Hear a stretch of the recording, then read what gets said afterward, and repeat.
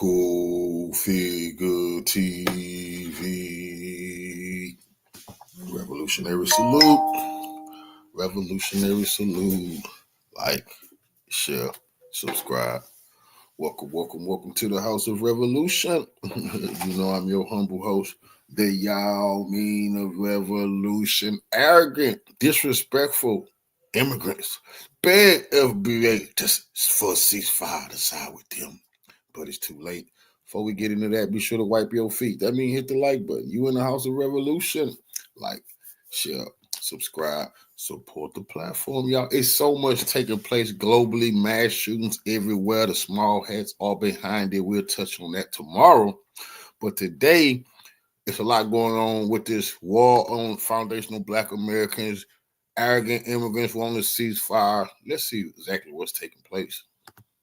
As you know, the Somali saga continues. You know, we try to look past it, but it just keep coming up. I mean, man, more information and more people speaking up about this Somali issue. I don't know why this topic is definitely red hot right now, but you have this young Somali woman that wants this stuff just to stop, and she wants some unification. So let's go on and roll with what she has to say, and then let's get back into it. I am currently asking for a ceasefire. I'm asking for a ceasefire between the Somalis and the African Americans. Please, we got something bigger going on right now. This is a divide and conquer situation happening in Minnesota. Y'all know we ride together when situations arise out here. When that George Floyd stuff happened, baby, we was out there. Ain't nobody was asking what type of Black you was. We all felt that.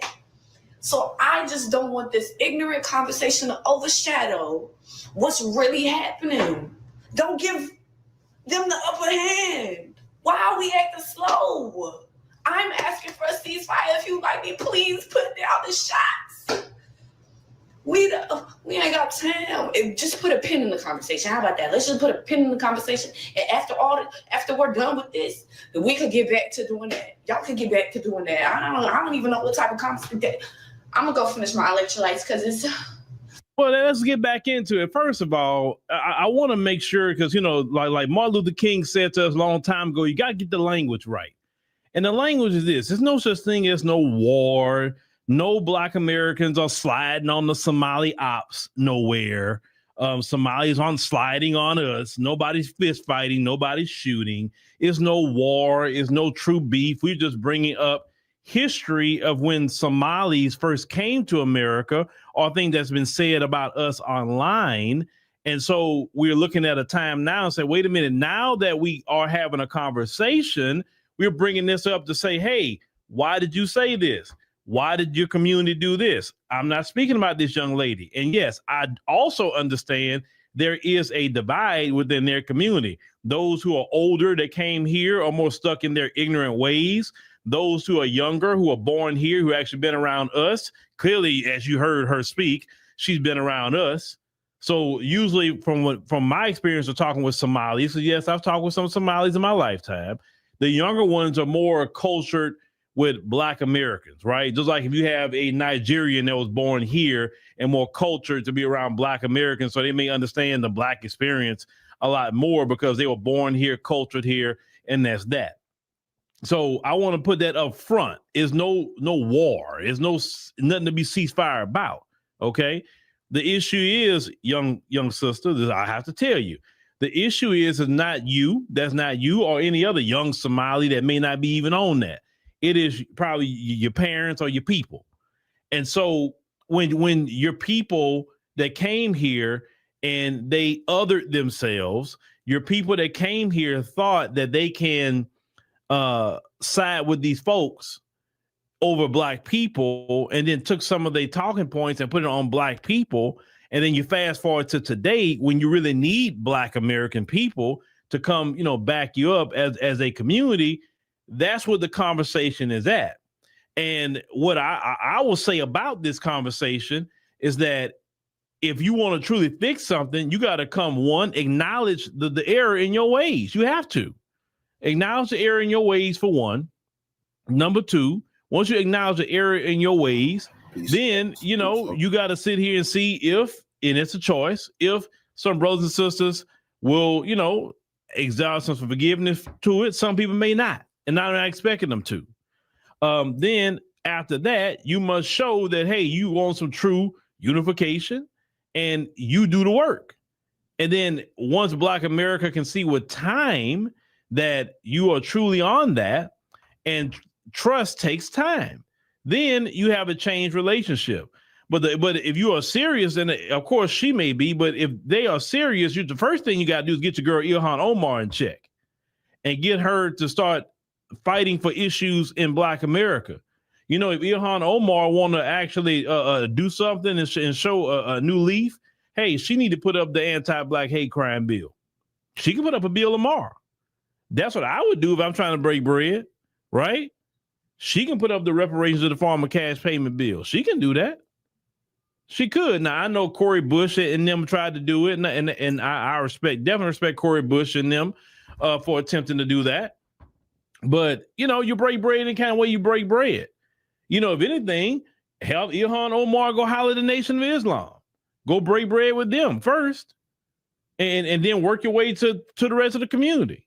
Once Black folks see you serious and you putting the feet to pavement and you trying to unify on something, with Black folks, it's about action. It's not about talking.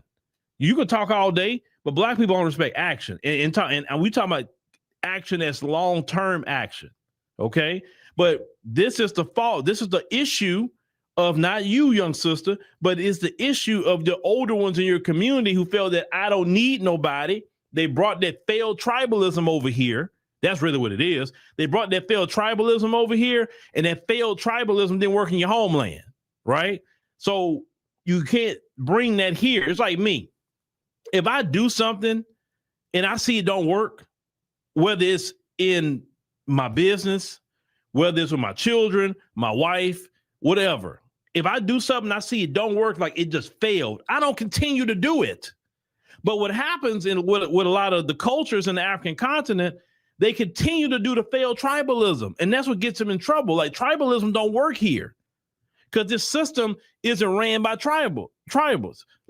It's ran by race. And because it's ran by race, you got to need that system. And because you like the people in your community get to need that system because they thought I can just be by myself and separate myself by tribe. That may work in your homeland, but it also don't work in your homeland because you need the other Africans to help you there. And because you don't join and unify with other Africans is why y'all don't get certain places. Because certain resources that other country may have, certain skills. You know, you're also serious about tribe over there is that you can have the smartest guy or lady in the world that can do a job, but you'll put somebody who's inferior in knowledge in that position just because they come from your tribe. Not say, okay, that's the smartest guy. That's the smartest woman. Let's get them because this is about our nation. You understand what I'm saying? That tribalism is why things don't progress. And that because of that, that's why people had to flee here. And that's why, young sister, you born here. Okay? That's why. Because they could not get it together due to tribalism. They have no problem being pirates. They have no problem being in terror groups, but they won't build anything. It's easier to destroy and harder to build. You understand? So if anything, the younger Somalis who get it, y'all the one gonna have to really to put out the olive branch and to fix it. I mean, most of us can tell, like, okay, you've been here a little bit, you know what's up or whatever. Like I said, I've talked to young Somalis. Like I said, a couple of months ago, we had a young Somali young man come up to me at the Ohio Black Expo. And he was telling me way before this guy started, you know, that, hey, man, we all not like that, man. Like we love Black Americans. And like I said, I repeat that again. I tell him that, bro, we ain't got no problem with you. You say, as long as it's some respect, we ain't got no problem. Yeah, I ain't got no respect, no problem with you. And I shook his hand and we chopped it up and that was it. No issue, no problem. But if you want some disrespect, we got to holler at you. You understand what I'm saying? That's it. So really, if none of this would have never happened, I look at this as a positive, not a negative. If none of this would have never happened, this conversation would have never happened. Sometimes you can fix things by having the actual hard conversations. That's how things get fixed. Now, you got some people that's like, I don't want to fix this. We're not talking about them, okay? I'm not talking about them. I'm a firm believer. I told you, I believe in redemption. I believe in forgiveness, but I don't believe in being stupid. I'll tell you that much. Because I know God had to forgive me, right? And I know if God felt the same way about me, I would be dead and gone already. I know this. So I am not one to say that, hey, a person can't redeem themselves or whatever. I'm never one to say that, especially in our community. Because listen, I would give, some grace to Black folks throughout the world, Africans, you know what I'm saying, Caribbeans, anybody of, Black, African descent, whatever. Hey, man, if you on what I'm on, I can work with you. You know what I'm saying? I can work with you. I'm not that kind of person. Never will be. Because it's easier to build a bridge than keep something tore down. And a lot of times online, it can be on both sides. How do you know it's actually a Black American saying things to you? How do you know it's even a Somali saying things to you? We do know they got a lot of white trolls and all these different trolls that try to, keep beefs going, right? But I think this conversation is good. This is good. Because you can't fix things without it. Y'all learn a good lesson about the tribalism and how it doesn't benefit you in this country. We get out some issues that maybe never had a chance to get to the forefront. I think it's all a good thing. You understand. Hopefully you understand now the word Jareer is just not something, or bead is not something that can be tolerated. We got to be respected in here, just like we should respect you, or whatever. So that's it. I love the conversation. And this is what this platform is about. Having the hard conversations, whether you like them or not. We got to have those conversations. Well, about unity. Listen, you can't unify until you identify problems. When you identify a problem, you point it out, you get it fixed. That's how you bring quote unquote unity. Now, people that don't want any kind of unity, well, that's them. And do you want to even unify with people that don't want to unify with you? I don't. They got some Black Americans that don't want to have nothing to do with me. I'm cool with that. Let them go on by their business, right? They got some Africans, some Caribbeans, so whoever don't want nothing to do with me. I'm good with that. I promise you I won't lose a minute of sleep at night because they don't want to deal with me. But there are some Black Americans that want to unify with me. There are some Africans and some Caribbeans and Afro-Latinos or whatever that want to unify with me. And they feel like I feel about just about everything. And that's the people I want to unify with. That's it. I'm not looking to unify with every single person. I just want to unify with the people that just on my same wavelength. That's it. That vibe with me. And if you are a Somali person and you vibe with what we talk about over here, you in America say, hey, look, I support Black Americans. Y'all got to get y'all reparations. I support that. You know what I'm saying? Hey, y'all got to get your hate crime bill. Because I told all Black immigrants, if we get it, things gonna trickle down to you. That's the way it works. It's going to trickle down to you. So support Black America in anything that we're doing, and you're going to benefit. Period.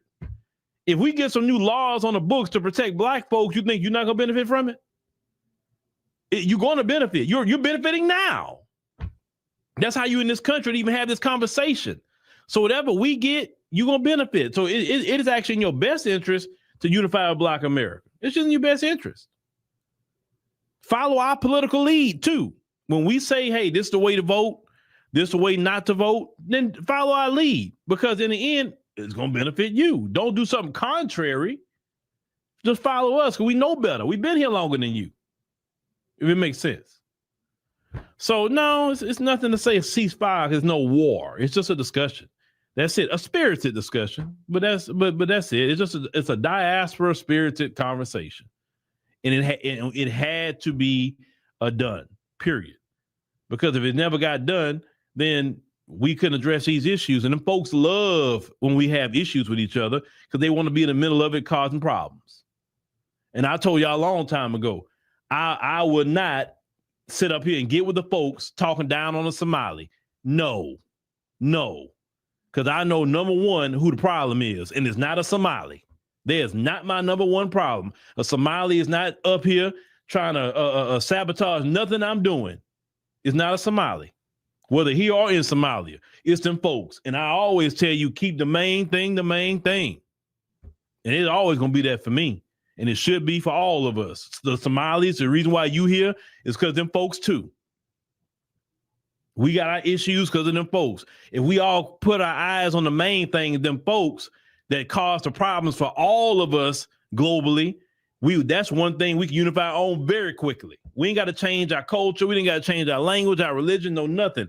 But understand that should be the unifying principle to say, hey, you know what? They done you wrong. They done me wrong. We should be unifying on that alone.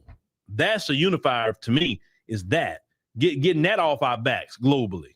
If we can unify on that purpose and work together on that purpose, then we can get somewhere.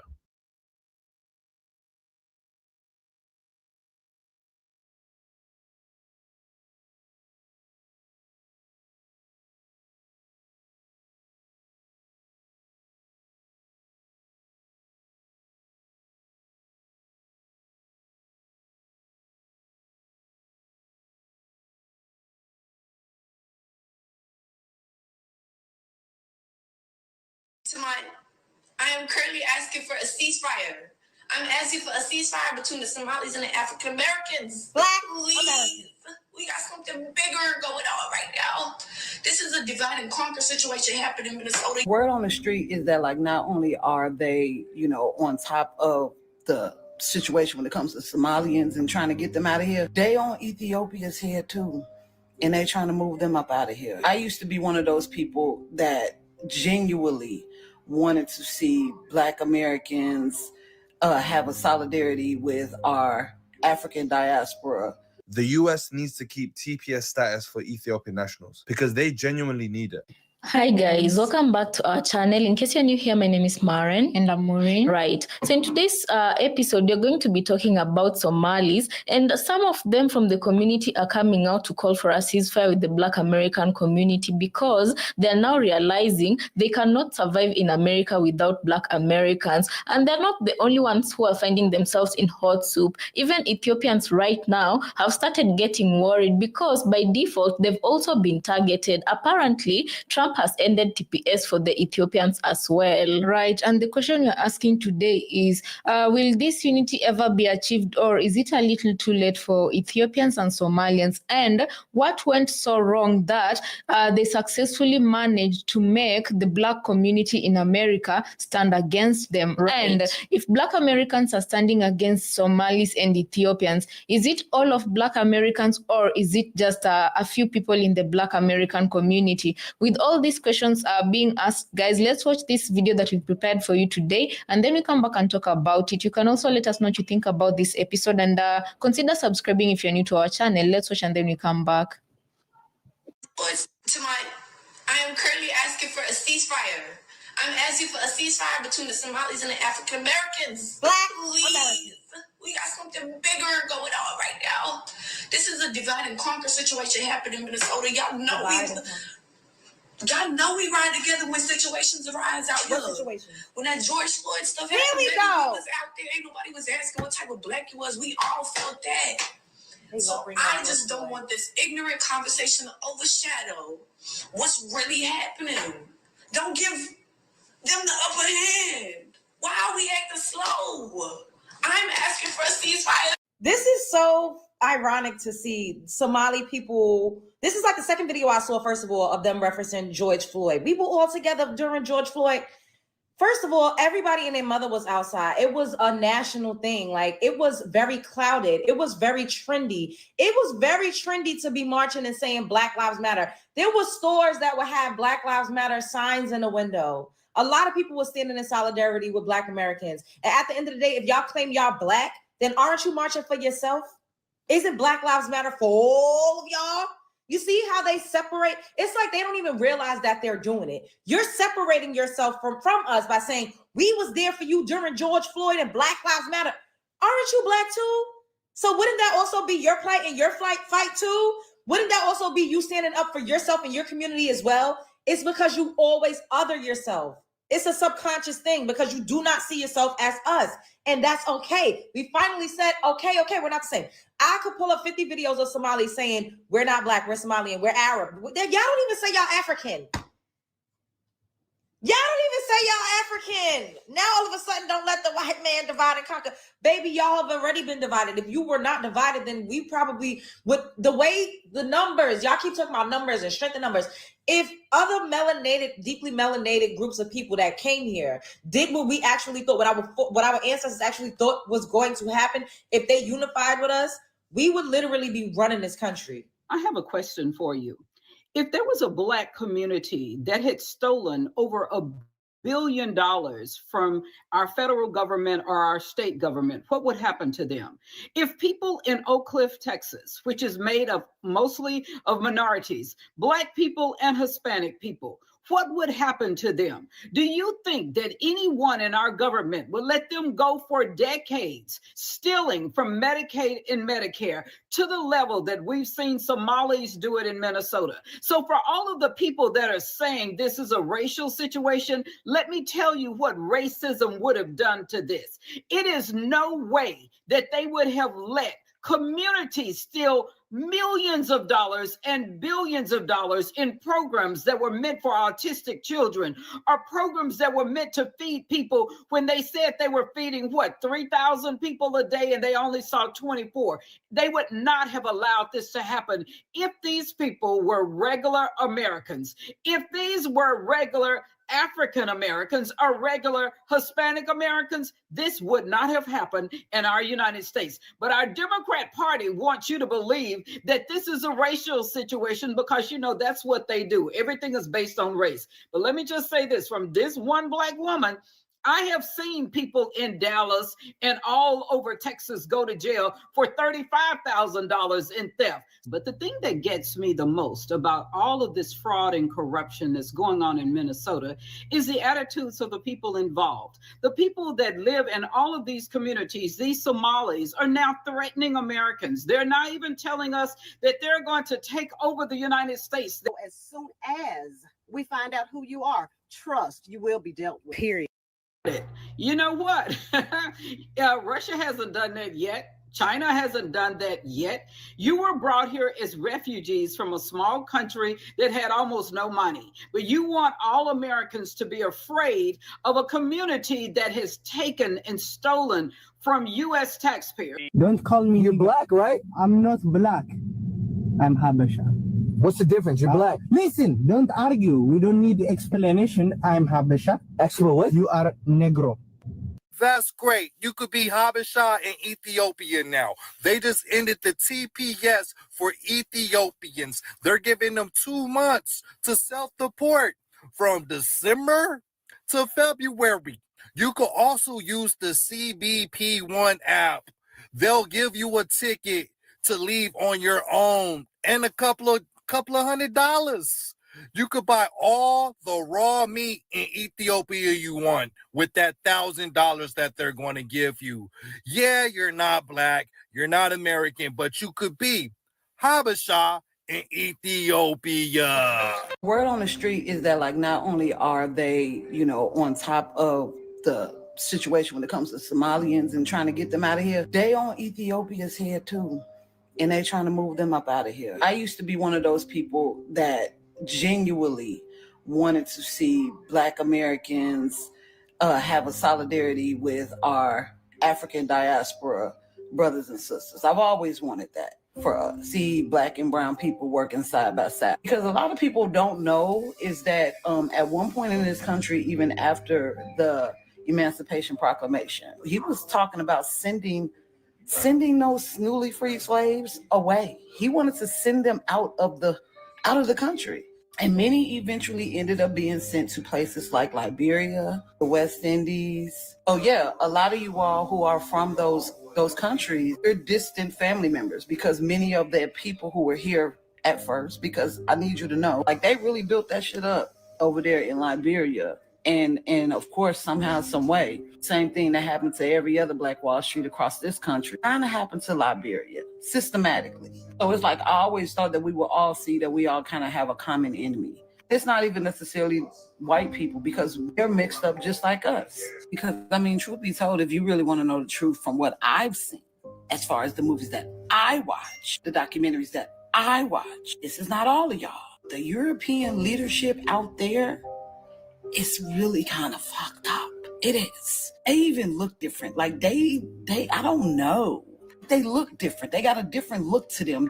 I don't know if it's the cold weather or what. Like if you look at their, like, they have a different phenotype as American whites. And this is the truth. Fact of the matter is that we all have a common enemy, but we are focusing too much on the race of that common enemy, not on their status. Even when it comes to this whole deportation situation, a lot of us felt like y'all was in the way. I said this in my last video. A lot of y'all came over here with that mindset that, you know what, we don't want to fuck with Black Americans because we were told that they were untrustworthy, that they were thieves, that they were rapists, that they were baby mamas and baby daddies, and they were stupid. Y'all built y'all perception off of what you were told instead of really honestly getting to know us genuinely. This ain't everybody. The ones who know. Y'all built y'all perception off of what you were told because intuitively you were jealous of us. Intuitively, you wish that you could have worked it like we worked it, despite what our ancestors went through and how hard they had it. Y'all ran, y'all stood, and y'all accepted. Back in the day, Black folks weren't accepting shit. You know how many slave revolts happened in this country? Y'all should have came over here and y'all should have played nice. Y'all didn't piss off the good white folk that we know about. Y'all pissed off the power structure white folks. And they hit different. That's why y'all about to leave. So hi everyone, I have an important update to share. DHS announced today, December 12, 2025, that they are terminating TPS, temporary protected status, for Ethiopia. They state that the situation in Ethiopia has improved and no longer warrants this designation, and that people are able to go back safely. They're allowing 60 days, so starting from December 12, 2025 through February 13, 2026, for you to plan to leave and self-deport. They encourage that you use the CBP1 online system to get a free ticket and a bonus $1,000, and you'll have an opportunity to legally enter the U.S. in the future. But if you overstay beyond February 13, 2026, you might be deported and placed under a permanent ban, meaning you will not be allowed to enter the U.S. again. You'll be in violation of your status. Again, this is a new update. This is the information we have right now. If there is additional information, I'll be sure to share. This is not legal advice. It's public information. I advise that anyone who might be affected by this, if you need legal advice, to reach out to a licensed attorney. Revolutionary salute to our family. Well, that is TV Wax 6938 for the donation to the war chest. Revolution is a way of life. Absolutely appreciate the love, soldiers. Salute. Please share this video with those who might be affected by this change. The US needs to keep TPS status for Ethiopian nationals because they genuinely need it. And I'm going to give you a couple reasons, yeah? Number one, in Ethiopia, they have multiple different insurgency groups actively operating within multiple regions. For example, in the Tigray region, in the Amhara region, in the Oromia region, they all have different insurgency militia groups actively fighting one another. Second reason, Ethiopia is known for having loads of humanitarian crises, whether that be droughts, food insecurity, or even displacement due to ongoing fighting and conflict. Returning Ethiopian nationals will be harmful for them and put them in immediate danger. Reason number three, religious persecution. In the Amhara region specifically, Amhara Christians have claimed that they are being targeted and persecuted purely because of their religious belief. So if these claims are true, then that means that sending Christians back to Ethiopia could potentially put them at risk. And this is all made worse with the fact that the Ethiopian government does not have full control of the country and multiple different neighboring countries having conflicts. Now listen, I'm not here to blame the Ethiopian government. A lot of the problems that they're dealing with right now are decades old, and they've unfortunately been left in this situation. But that being said, it would not be safe for a lot of the Ethiopian nationals to get sent back to Ethiopia due to famine, war, drought, and instability. This is why they should still have access to temporary protective status. The Somali community has been engaged in massive, endemic, systematic fraud against the American taxpayer for years. We're going to discover ultimately, and we are in the throes right now of a full-throated, all-hands-on-deck federal investigation, is that the scope, scale, size, and sheer magnitude of the fraud eclipses anybody's worst nightmare. Look, according to official government records, 90% of Somali households with children are on federal welfare. The real number is probably 100% because federal records always undercount. So you're talking about a population that has been imported into Minnesota in which virtually every single member of that population is receiving welfare from the federal government. This could very well end up, Laura, being the greatest financial fraud scandal in American history. And so all of you people that have made comments about it's just racist, really, let me just tell you something. I don't care what race you are. If all of my cousins are stealing from me, I'm going to be mad at my cousins and I'm going to call the police on them. So guys, welcome back. Let us know what you think about the videos we just played you, right? So in today's episode, we're talking about Somalis, but Ethiopians have found themselves in the same boat as Somalis. And the worst problem is that for the Somalis, these people kind of look the same, although they're not. We from East Africa, we can tell them apart, but in the barely though, right? But in they're really similar. They're really similar. In the Western countries, they could pass off as each other, you know. And the sad part about this whole scenario is the fact that a lot of the Somali communities, a lot of their population in America, they are showing that they're not remorseful, and they continue displaying their show of ignorance and their show of arrogance. The way they talk to Americans, not just Black Americans, but Black Americans have been talked to the most. They really showcase their show of arrogance towards Americans, talking about how good they are and how better they are than Americans, talking about how they're hard workers, which we don't dispute. Indeed, they are hard workers. But remember, you're being hosted in somebody else's country, and you need to create a good environment for you to survive in such said country. But if you start coming out, puffing your chest, and you're talking as if these people cannot do anything to you, then I feel like that is like digging an early grave for yourself. Right. And most especially, I do feel bad because we, of course, know it's not the whole of Somali community that is behaving like this. But right now, they all kind of look like they're all in agreement because they've let these few elements of Somalis really spoil the name of the entire Somali community in general, that there are not enough good Somalis out there speaking on behalf of Somali and showing remorse. And furthermore, there are not enough of Somalis out there calling for or calling out the Somali community, because right now, for those who are asking for unity and, people to work together, I do understand them, and it's not wrong to ask of unity from people. But before asking for unity from people, have you first apologized in what the role your community has played to cause the divide, number one? And number two, have you acknowledged the very reason why the divide exists between the Somali community of America and the Black American community of America? Because, you cannot just wrong someone in their own home and then expect them to welcome you back in again, serve you food without actually addressing the cause of the problem you brought to their home. Right. And guys, if we can also talk about something a speaker from today's episode was saying, and she asked a very good question.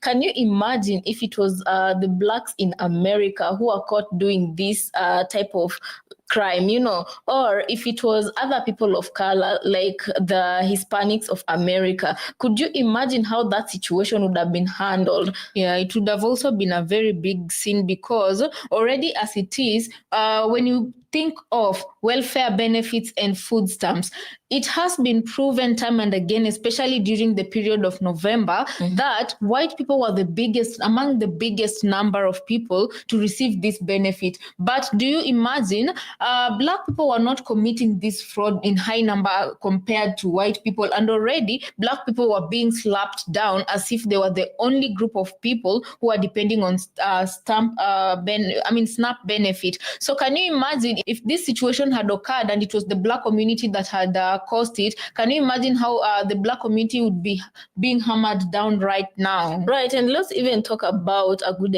example, Haitian Americans. I feel like, can you imagine if Haitian Americans were caught doing this very thing that Somalis have been caught doing, Even Dominicans. Do you think they would have been handled the same way? So I do feel to some extent Somalis have gotten grace. I don't know if it's because of the kind of leaders they have in America, people like Ilhan Omar, because definitely when you're talking about things to do with fraudulent documents, falsifying things so that it benefits a relative, Somalis can do that because provided it's progressing the whole family, they're willing to do that. And Ilhan has been accused of marrying her brother to go to so that they can gain entry to America. That is allegedly, yeah, right? Right? But she's not the only one. If that is proven to be true, she's not the only one who practices this. Even here in Kenya, there are Somali people who normally talk about this type of behavior to be able to gain entry into America, which we do understand somebody's hustle, but in this case, you've been caught doing that hustle and you're not even showcasing remorse. You're very arrogant about it, Right. Instead of abusing people and doing, saying some shady stuff, you can just offer an apology and surrender the particular people who are doing this in the community. There was a lady who was talking about people needing to build their own perception, and I feel like she really explained the situation really, really well, because she was like, if you're a foreigner, you need to build your own perception. Don't just be going into America believing the stereotypic rhetoric that you've been told. Black Americans are this, they're bad, they're baby mamas, they're what. Don't believe that stereotypic rhetoric. Why don't you come here, build your own rhetoric, stop avoiding Black Americans as if they're gonna be harming you because of the things you had, because that is the same way. You cannot really blame Black Americans, because I do know that amongst the Black American population, realistically speaking, there's somebody who's never mingled or interacted with a Somali person, but because of the things they hear about Somalis, that is what they go based off of that, So she's encouraging people, build your own perception in order for you to become a better person, so that we can be able to work together and move forward. That is the only way we're all going to be uniting. But if you come here with somebody else's perception, with somebody else's mindset, with somebody else's ideas, and you think that this community is like this, so I'm not going to be really interacting with them, then that is like, setting yourself up for failure. Because right now, these communities cannot come to Black America and say, look, we need you to help us, because the voice of the few who are calling for a ceasefire is gonna be, what can I say? It will disappear.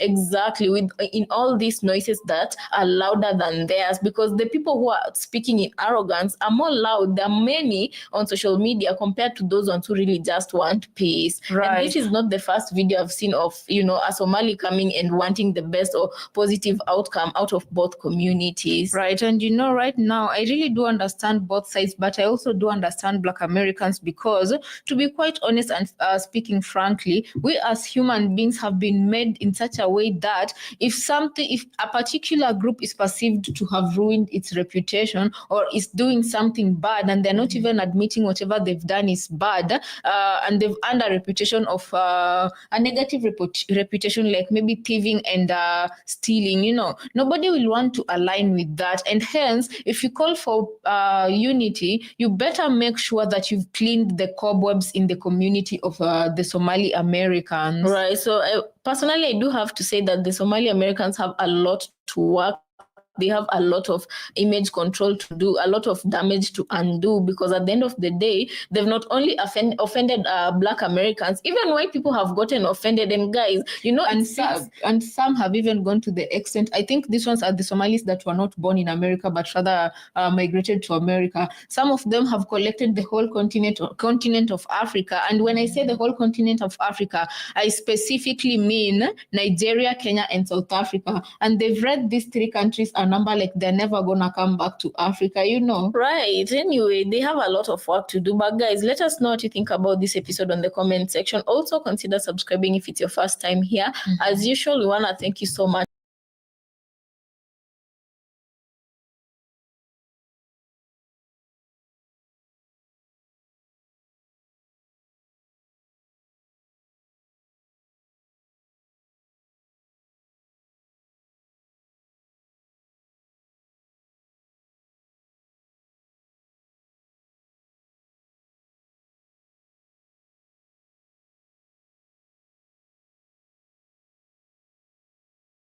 fits the description of what we call a tether.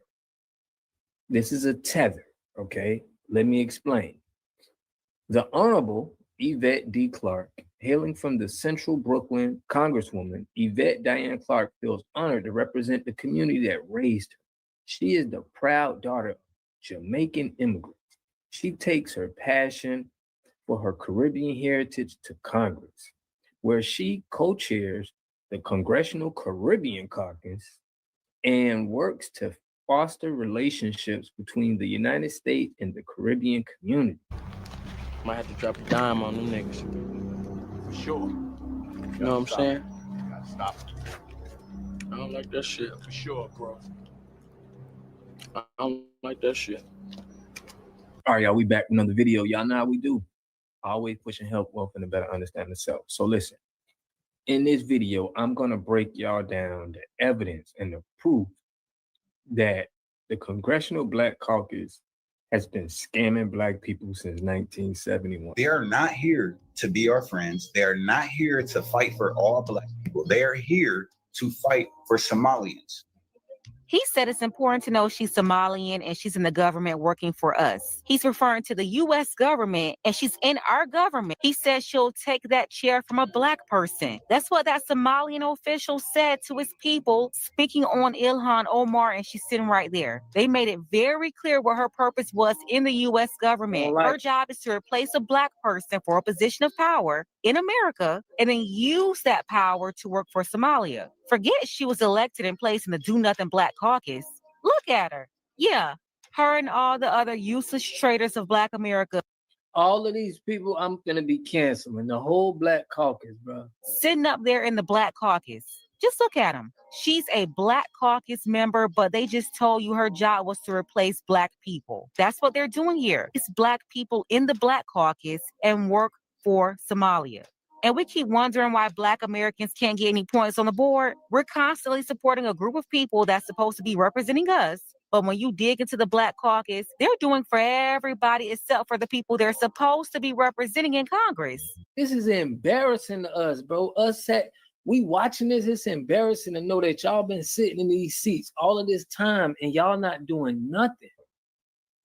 I'm gonna give y'all my proof and the claims why we are now canceling the Congressional Black Caucus, because they are more interested in giving foreign aid to other countries than they are in helping to build America. Now, there's been a lot of videos on the Congressional Black Caucus, and they say the same thing. They bring up when they didn't want to speak to President Nixon, and they don't bring up no factual, tangible things that these people did. I did my research on it. This group was put here as another ploy to use Black faces for white supremacy cases. It's just, this is what it is. And people are upset. I had somebody in my comment section because I canceled Jasmine Crockett. They want to think that I don't know how they feel like these people in office ever did anything. If you look up any research at any of our Black politicians, they have not been on the right side of history. And I'm saying that, I'm being nice with it, okay? We've had our intellectuals, our leaders like Dr. Claude Anderson, Malcolm X, Steve Coakley, our researchers, our historians. And they broke the whole system down to where this system is not built for us, and it's people that look like us that's not kinfolk. And we got to get them out the way. It's nothing personal, okay? So in this video, I'm going to go over you the CBC scam that they're doing, and I'm going to break down to you the facts that I got to where my point is going to be proven. So these are the leaders. Check this out. These are the leaders of the Congressional Black Caucus, right? But you have one particular that's the chair, okay? So she's pretty much the head leader, all right? Now, when we look into this lady, she fits the description of what we call a tether. This is a tether, okay? Let me explain. The Honorable Yvette D. Clarke, hailing from the central Brooklyn, Congresswoman Yvette Diane Clarke feels honored to represent the community that raised her. She is the proud daughter of Jamaican immigrants. She takes her passion for her Caribbean heritage to Congress, where she co-chairs the Congressional Caribbean Caucus and works to foster relationships between the United States and the Caribbean community. Clarke is a senior member of the House Energy and Commerce Committee. Clarke has been a member of the Congressional Black Caucus since the coming to Congress in 2007, and today she serves as its chair. So if y'all see that, you understand that they love getting people from other countries and coming here and putting them to speak for Black people. And with our delineation, this is a violation. We only want FBA people that's in seats. You guys tried to push this Kamala Harris on us. You guys are pushing the Barack Obamas. You're pushing a lot of people that are not born and bred in this country. And we don't want that representation anymore. Now, I'm going to go further in the CBC, right, about them. This whole thing started with Africa in mind. So that lets you know the start of it was a scam. Check this out. Since its establishment, and I'm going right off of their website, we already know what it is. You guys are just giving it away. Since its establishment in 1971, the Congressional Black Caucus has been committed to using the full constitutional power, statutory authority, and financial resources of the federal government to ensure that African Americans and other marginalized communities in the United States have the opportunity to achieve the American dream. This is cap. Okay, but when we go down here, that's what they say, right? But when we go down here, all right, I'm going to show you the history of Africa, okay? So now we know that it started in 1971. So shortly after, let me go there. So the CBC is often called the conscience of Congress for being the first to stand up and speak out about issues that Congress needs to examine or re-examine. This was the case with South Africa. In an issue that African and African-American activists and founding members of the CBC became involved in decades before Congress passed the Comprehensive Anti-Act of 1986. So it's a serious connection with Africa here. Listen to this. In 1959, Diggs became the first African-American chairman of the House Subcommittee on Africa. So as y'all see right here, they're doing nothing but making a connection between Africa and America and probably bringing in people so they don't have to put FBA in there to control the United States. I know people seeing this and they're like, no, these Black people are helping Blacks. They're helping us. No, they're not. No, they're not. And I'm going to show you more proof. Okay. In 1985, Rep. William H. Gray, chairman of the House Committee on Budget and a member of the CBC, introduced a bill that prohibited loans and new investments in South Africa and enforced sanctions on imports and exports with the nation. In 1986, Rep. George Crockett, he may be related to Jasmine Crockett, who knows, another member of the CBC, introduced the resolution that called on South Africa to free Nelson Mandela and other political prisoners and to recognize the African National Congress as the political voice of South Africa's Black majority. Both measures were unsuccessful. So do y'all see how they already are in tune with Africa? Nelson Mandela, it's kind of like they're using the they're using people here in America, and they could be Caribbean. They don't want to use a stand-up FBA guy. It seems like they're goal is to help Africa, or I don't even think they even been helping Africa. I don't think no policy that they have help Africa. I think it's just a pool of people that they're using. But watch this. Barack Obama made it even worse. In 2008, then U.S. Senator Barack Obama was elected president of the United States, making him the first only African American, the first and only member of the CBC, and the first and only member of the Minority Congressional Caucus to be elected to the nation's highest office. On the challenges of our times, on the threats of our times, members of the CBC have been leaders moving America forward, which is cap. Okay, so basically this Congressional Black Caucus is a cover-up for immigrants and bringing immigrants into the country. That's what it is, okay? It's nothing more, nothing less, and these are the people that is running this play. And it's been like that since the beginning, okay? Since it was these people here. They don't let me click on their page, but yeah, since it was in 1971, it still was a scam. So we got to expose and cancel stuff like this. Make sure y'all push this video, share this video, let everybody know that we're canceling the tethers that's in the Black Caucus. They don't represent us. They're not for us. And they're not putting any policies and any strategies that's going to help out the Black community. They're about helping Africa. But I want to know what y'all think about this in the comment section.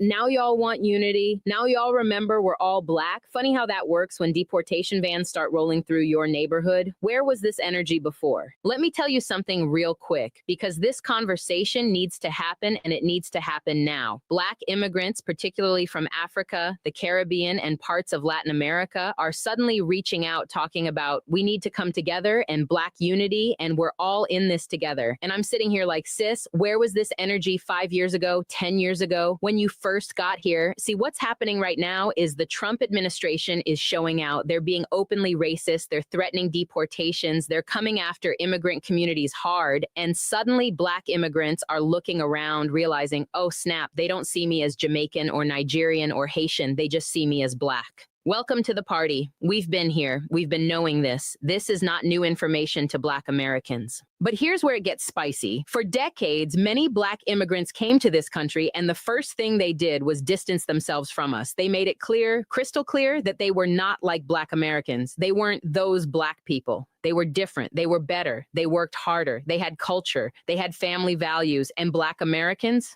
we were lazy. We were complainers. We didn't want to work. We blamed everything on racism. We didn't take advantage of opportunities. Sound familiar? I'm not making this up. This was the narrative. In barbershops, in hair salons, at family gatherings, in conversations at work, Black immigrants would openly say, I'm not Black, I'm Jamaican. I'm not Black, I'm Nigerian. I'm not Black, I'm Haitian. They would distance themselves so hard you'd think we had a contagious disease. They would tell their children, don't act like them.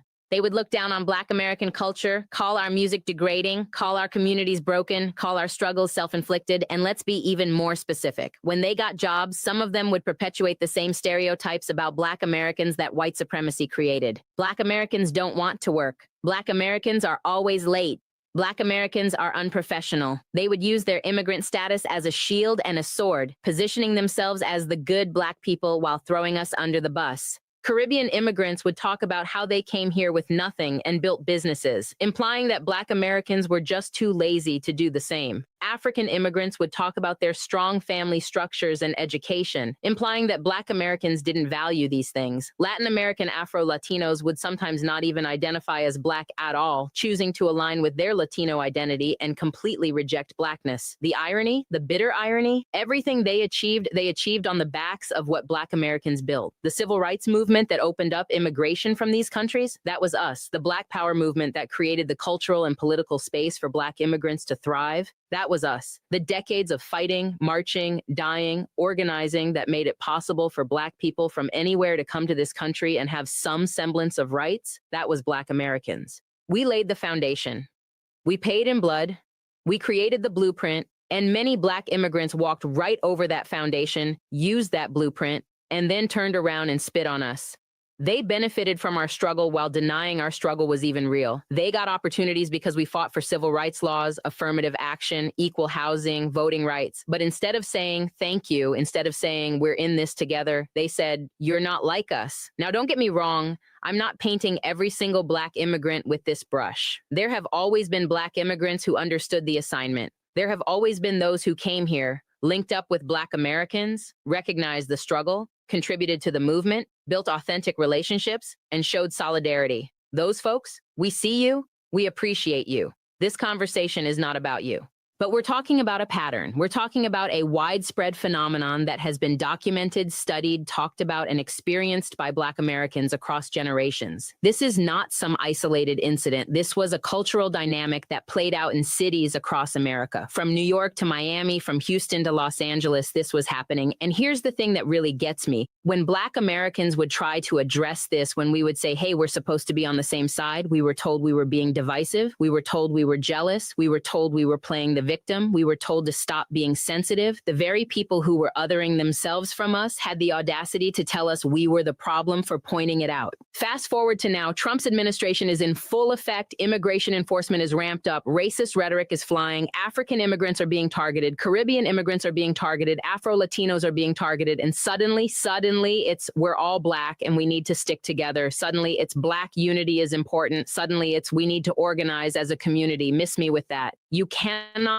spend years rejecting people and then show up with your hand out when you need help. That's not how relationships work. That's not how community works. That's not how solidarity works. Unity is not a light switch you flip on when it's convenient for you. Unity is built over time through mutual respect, shared struggle, and consistent support. You don't get to show up for Black unity only when you need it. Black America has been fighting white supremacy, systemic racism, police brutality, economic exploitation, and social marginalization for centuries. We didn't just start this fight yesterday. We've been in these streets, we've been organizing, we've been resisting. And when Black immigrants were distancing themselves from us, calling us lazy, telling their kids not to be like us, where was the unity then? So now you want Black Americans to drop everything and rally around you because suddenly you're experiencing what we've been telling you about forever. You want us to forget the disrespect.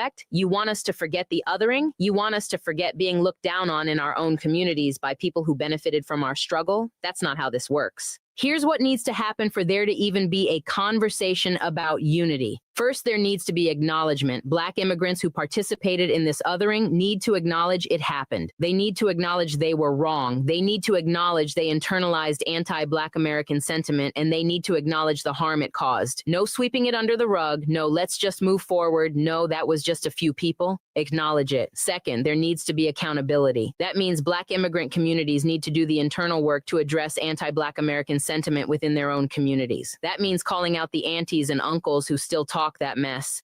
That means teaching the next generation different. That means actively working to dismantle the stereotypes and narratives they helped perpetuate.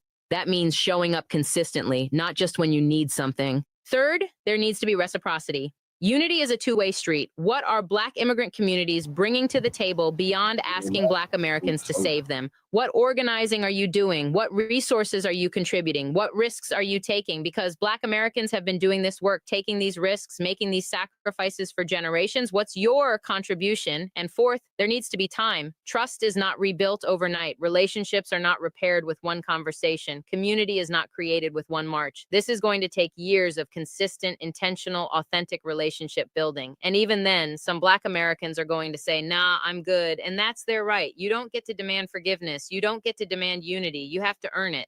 Because here's the reality. Black Americans are tired. We're tired of being everyone's mammy. We're tired of being expected to save everybody while nobody shows up for us. We're tired of one-sided relationships where we do all the emotional labor, all the organizing, all the sacrificing, and other people just show up when it benefits them. We're tired of being used. So when Black immigrants come talking about unity now, Black Americans are sitting back with our arms crossed like, oh, you need something? Interesting. Tell me more about this unity you speak of.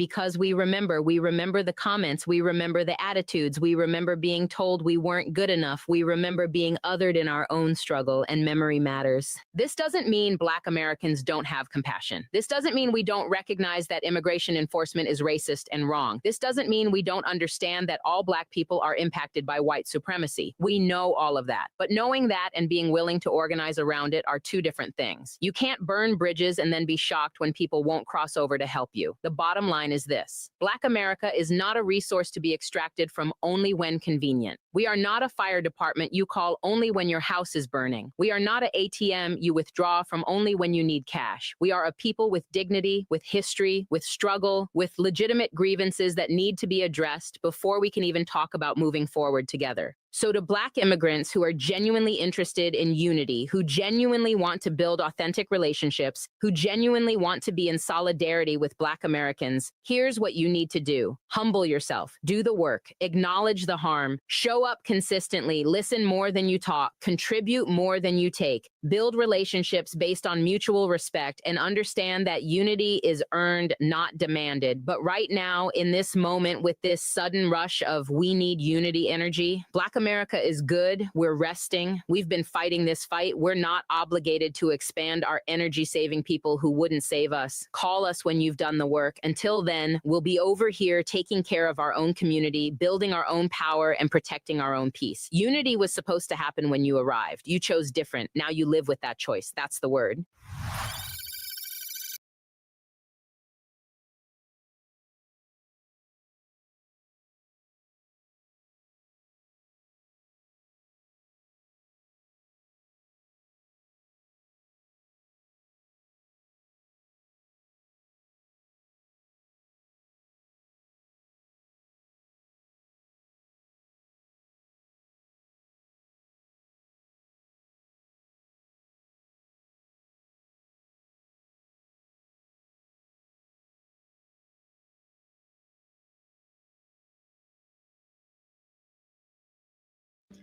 So if you have 1 minute, I'd like for you to check out this video. Most of the people that we meet, especially African Americans, they don't even know their fathers.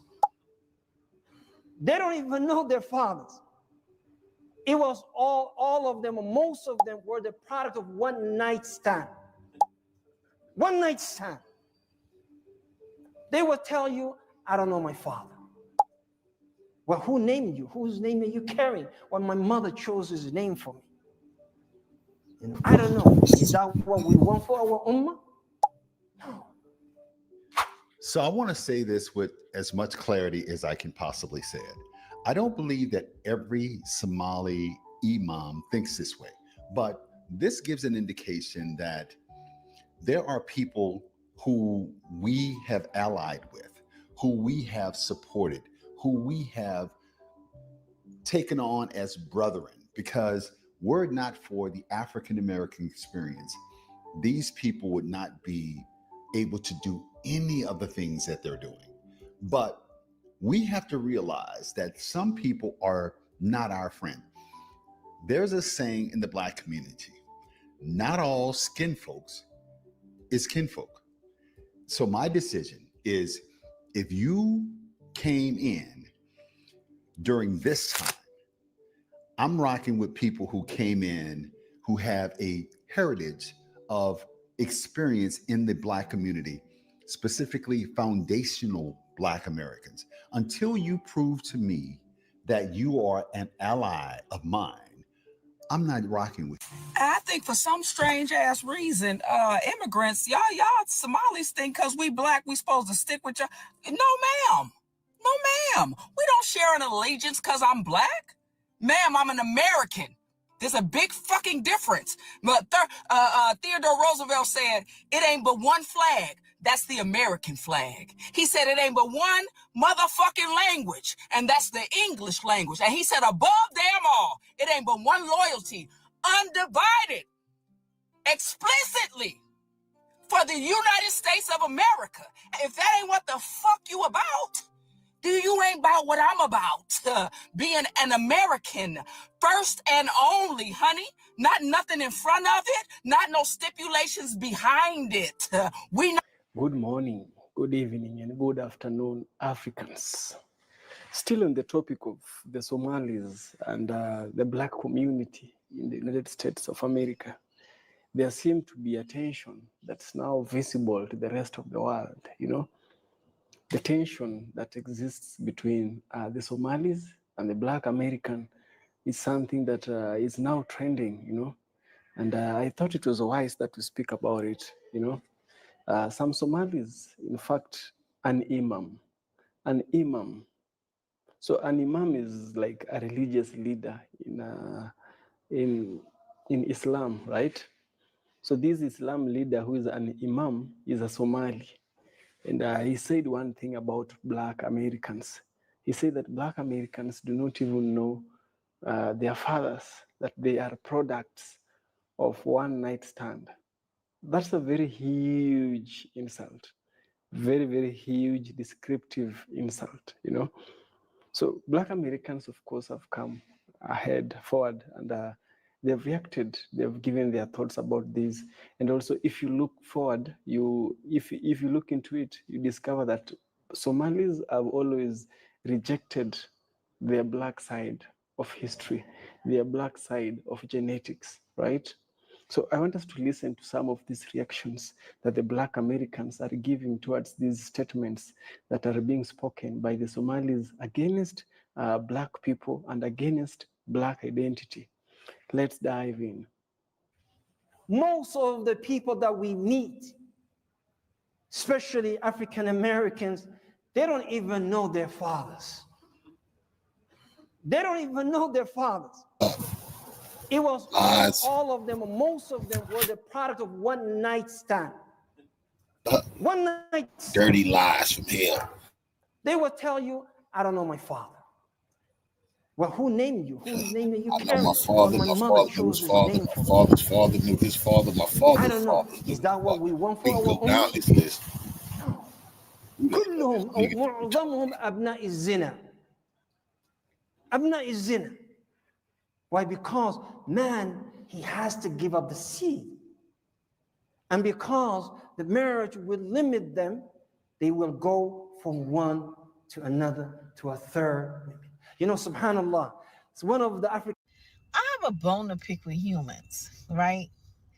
Because religion, me and my son, we were having a discussion about religion. And my question is this: how come, I know we live in a Judeo-Christian society. I have a question. How come when one Muslim, so the imam was like, Black Americans, they don't even know their dads. And people were like, Islam this, Islam that. How come when the priests do stuff, nobody's like, Christianity this, the Christians? But when one Muslim do one thing, God forbid, there's a Muslim who's violent. Oh my God. It's a religious war now. We're going to war. How, you know what I mean? Like, why? Can somebody explain that to me? I know we are in a Judeo-Christian society, but you would think that with all this diversity, that people will be a little bit open-minded. I mean, there's a lot of Muslims here. And help me. Just help me. I don't get it. One Muslim says, well, Black Americans, they're not, Now it's all of Islam. That's one little country in Africa. We don't know that, man. You know what I mean? I know Muslims, Black Muslims. I know white Muslims here in Atlanta. They don't even know nothing. They don't got nothing to do with that man.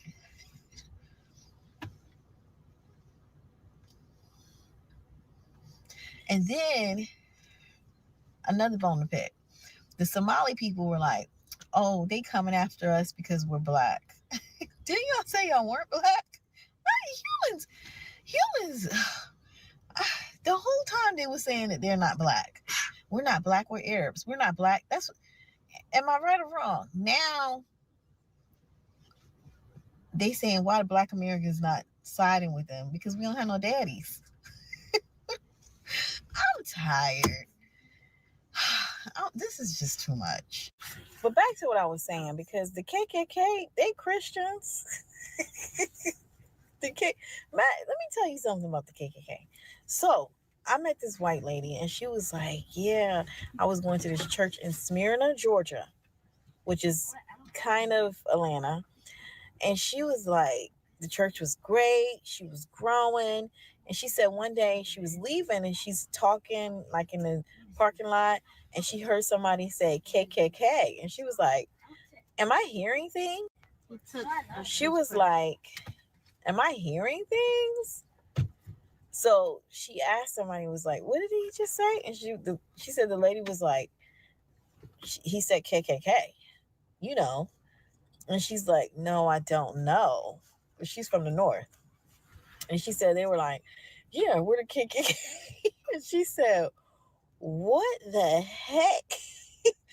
She said the way she ran out that church, but she looked at me, she said, you know what?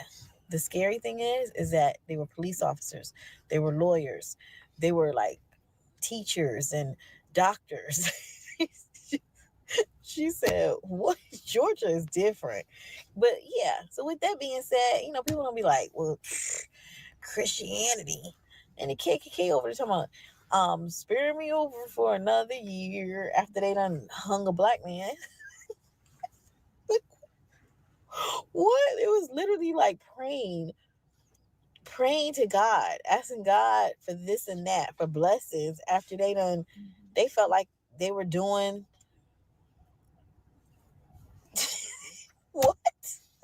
But nobody's like them Christians. But a Muslim do one thing, it's over. It's the Muslims, they're taking over.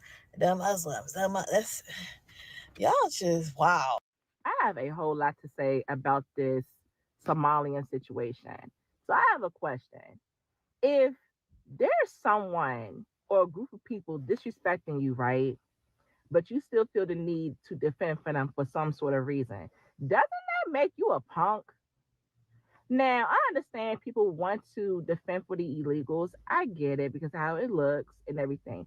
But again, if a group of people is disrespecting another group of people, but yet they claim that we're supposed to defend for them and be alongside with them because we so-called look alike, but we're not the same. So if a group, that group, the Somalian group, they disrespecting black people, as a black American, okay, and after what my ancestors went through, okay, after all that they went through, why would I defend for them? Won't that make me look like a cop-out, a sellout to my own race of people? Like, now, to be clear, I do not idolize my race or nothing like that at all. However, I don't negate the history of my culture. I don't negate any of that at all, because if it wasn't for the black culture, we would not see what we see today as far as like fashion, everything, right? We would not be able to experience the labor, the fruits of the labor, everything else within, within this world, within the United States and everything else like that, whatever.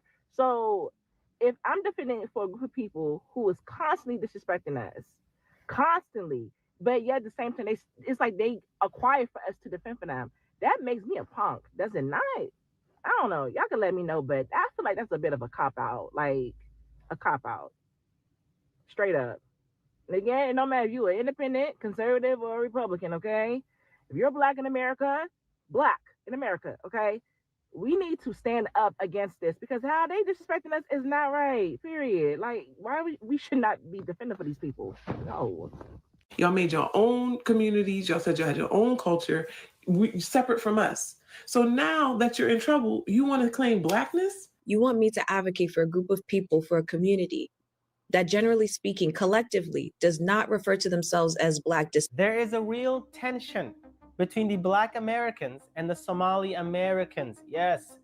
After the recent political attack on the Somalis, with discrimination and fear campaign, some of the Somalis have called it out. This is an attack on Black community.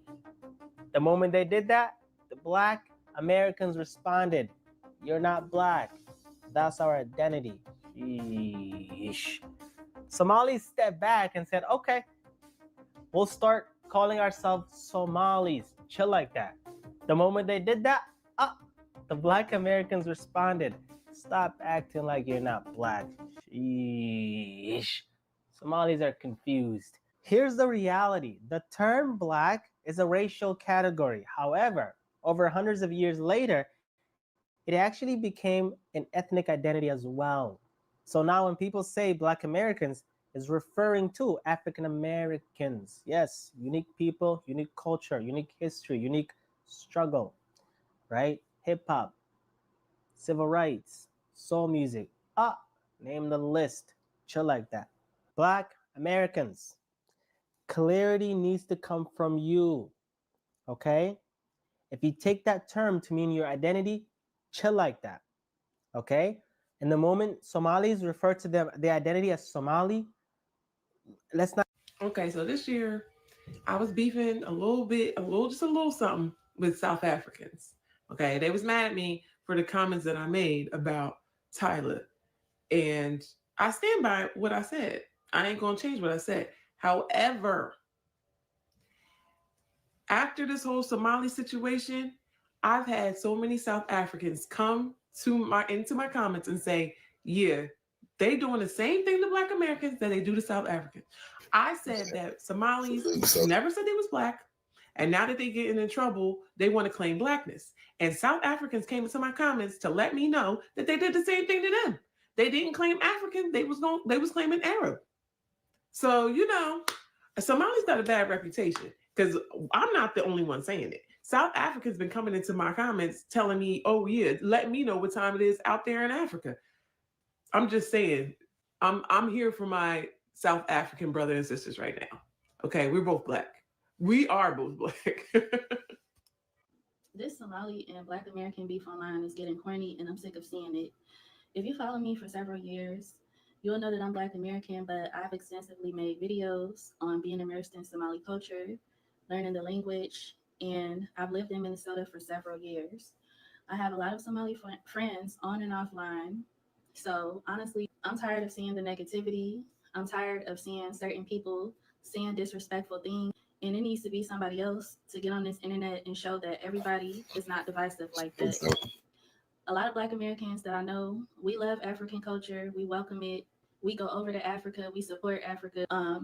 First of all, I don't like the narrative of Americans not thriving in multicultural environments. So there's a lot of people who don't, but I can't speak on them, but it's a lot of us who do.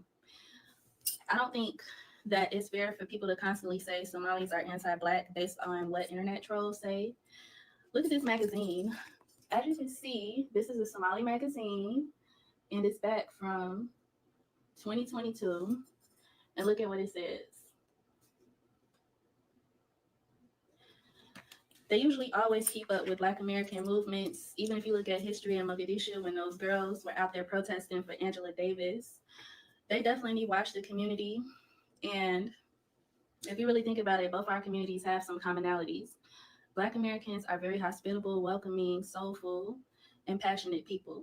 Same thing for Somalis.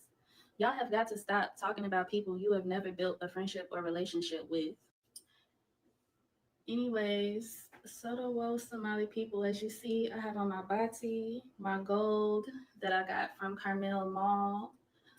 And I just hope that we can kind of stop these narratives that we all don't like each other, because I love Somali people. I love Africans.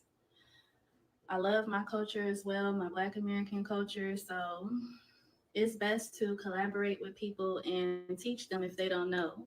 Now, I went down a Somali rabbit hole. I just had to go do my due diligence research just to see what is going on. Why is the hatred for Somalians so much?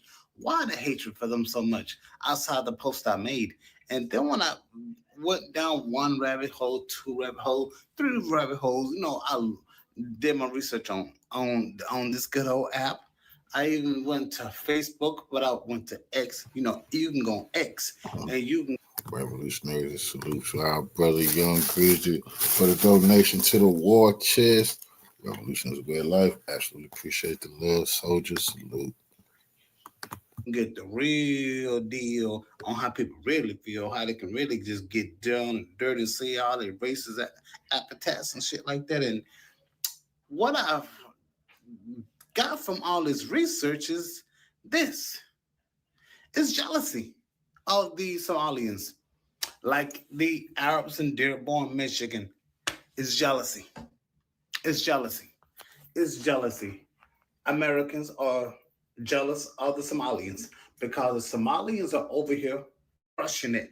They're over here winning. The Somalis over here, they got businesses.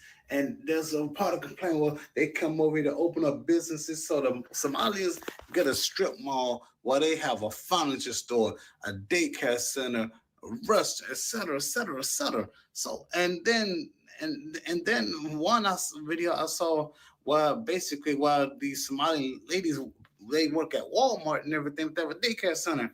And you know what? And then they do hair, like, you know what? Hate the game, don't hate the player. Like, for real, man. Like, a lot of Americans are mad because these people came over here with a plan and a vision. And if they want to take the money they're earning, that they're making, if they want to help out their community here, and if they want to help out with sending money back to the country, then let them do that.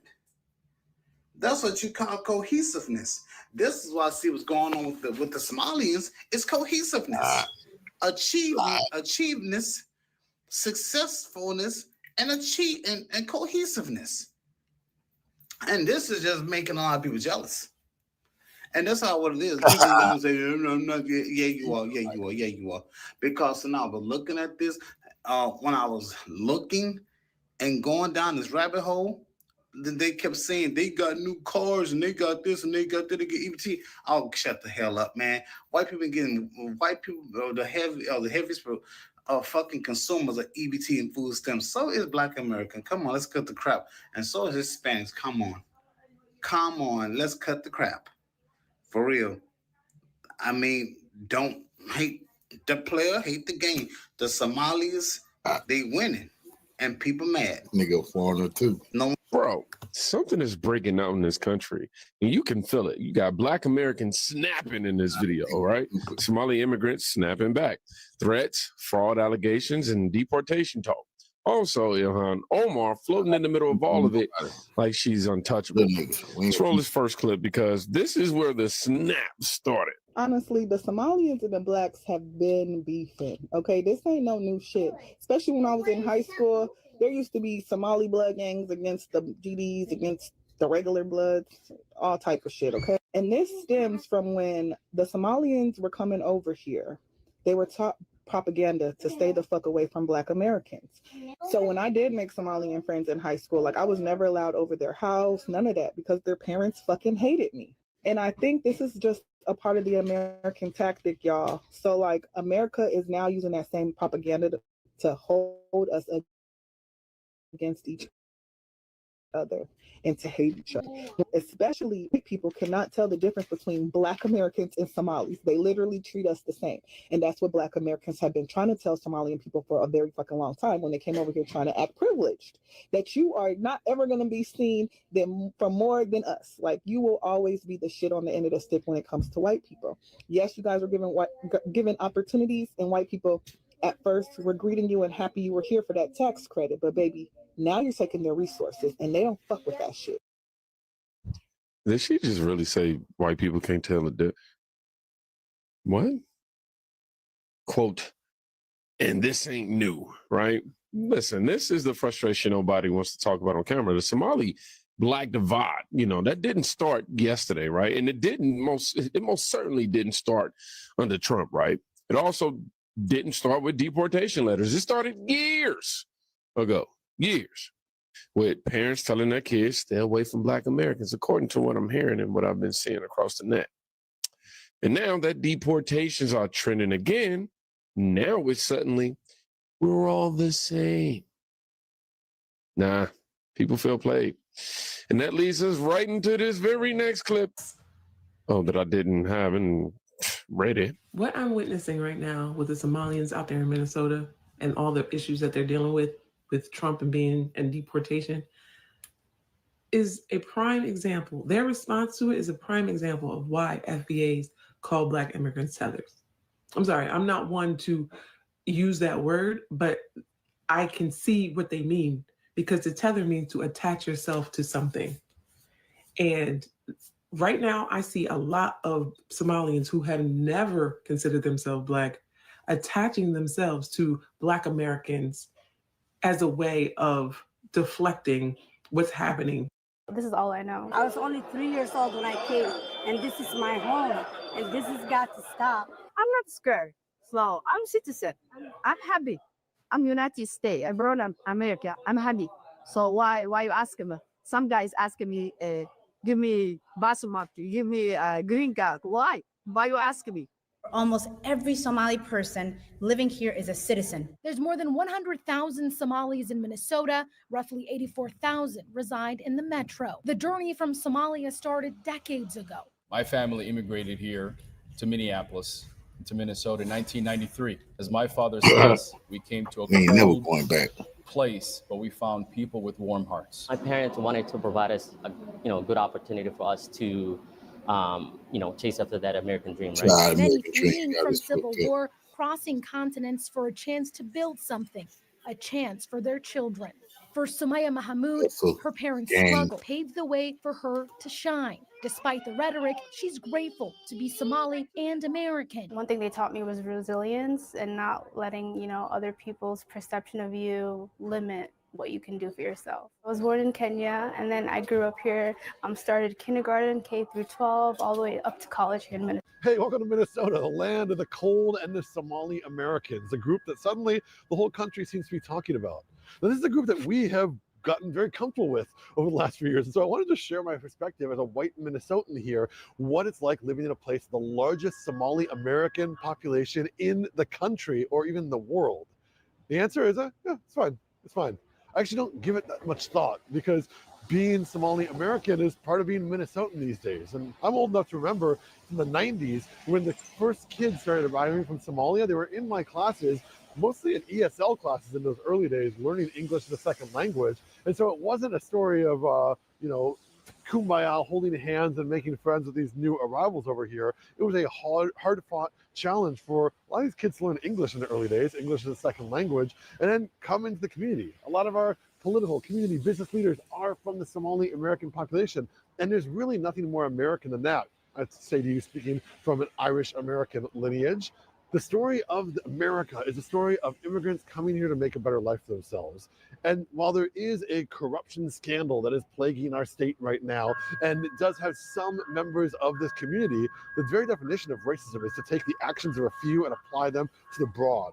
Because people who live here understand that the Somali American community is a broad community with a broad set of priorities and opinions and grievances. In fact, a lot of the Somali American population supported Trump in the last election. They lean politically more to the moderate and right side of the spectrum. And so I think what a lot of us feel here in Minnesota, and I don't want to speak for everyone, what I feel here in Minnesota is just a sadness for this group of people in our community being reduced to one dimension.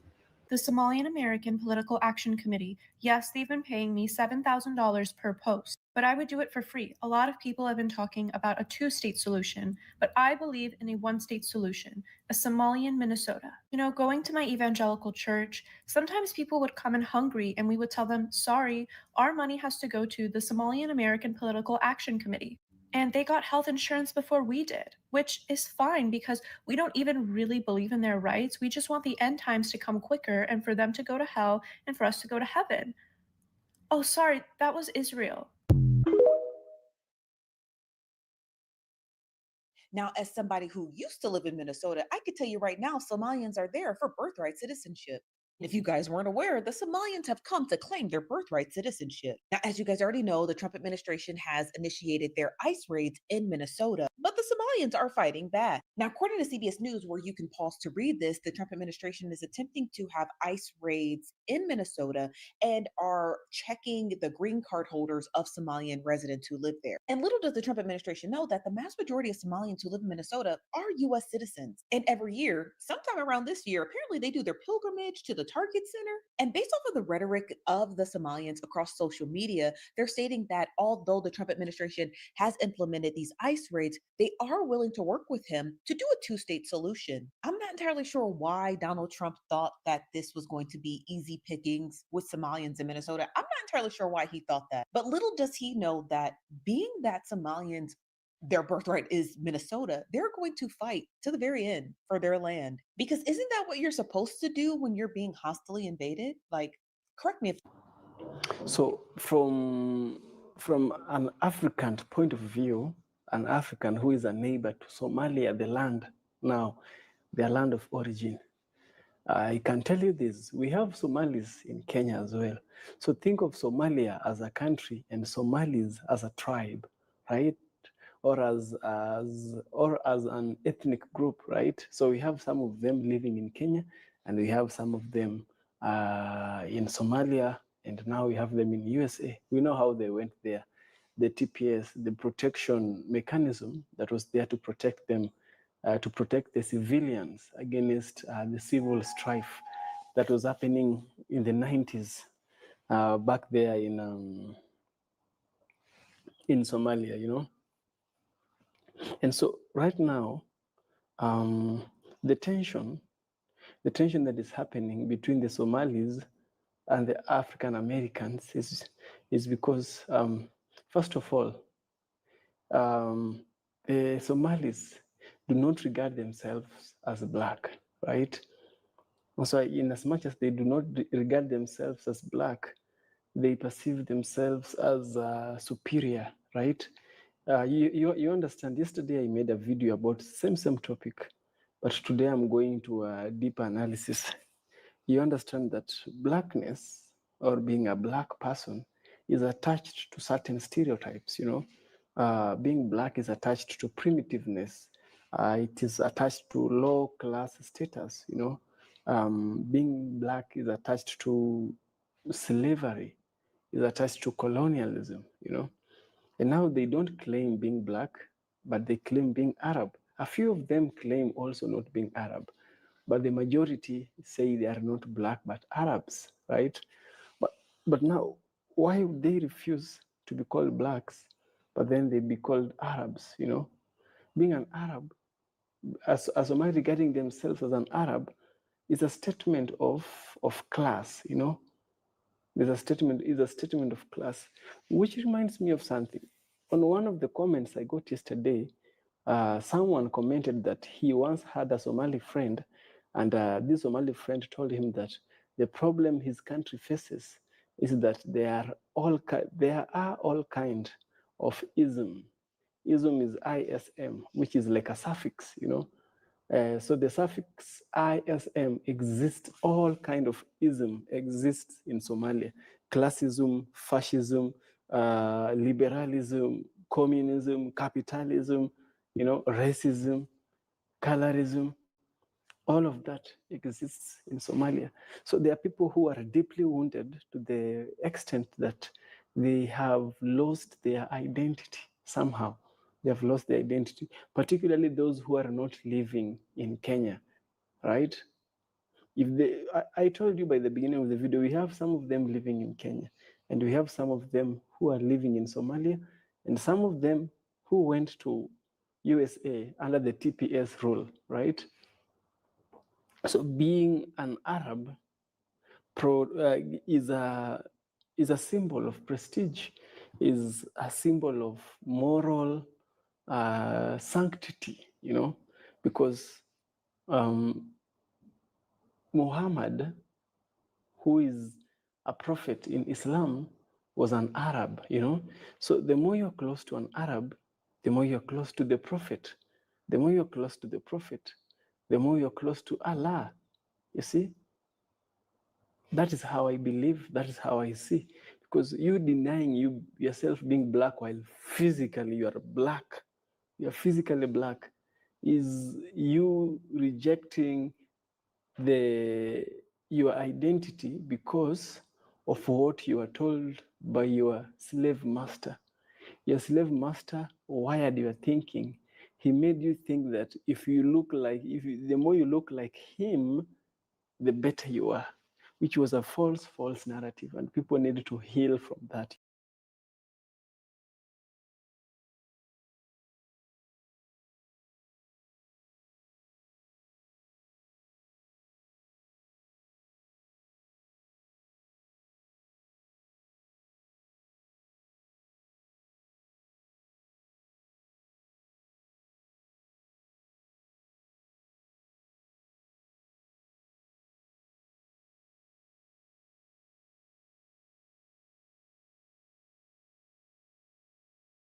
Whoa.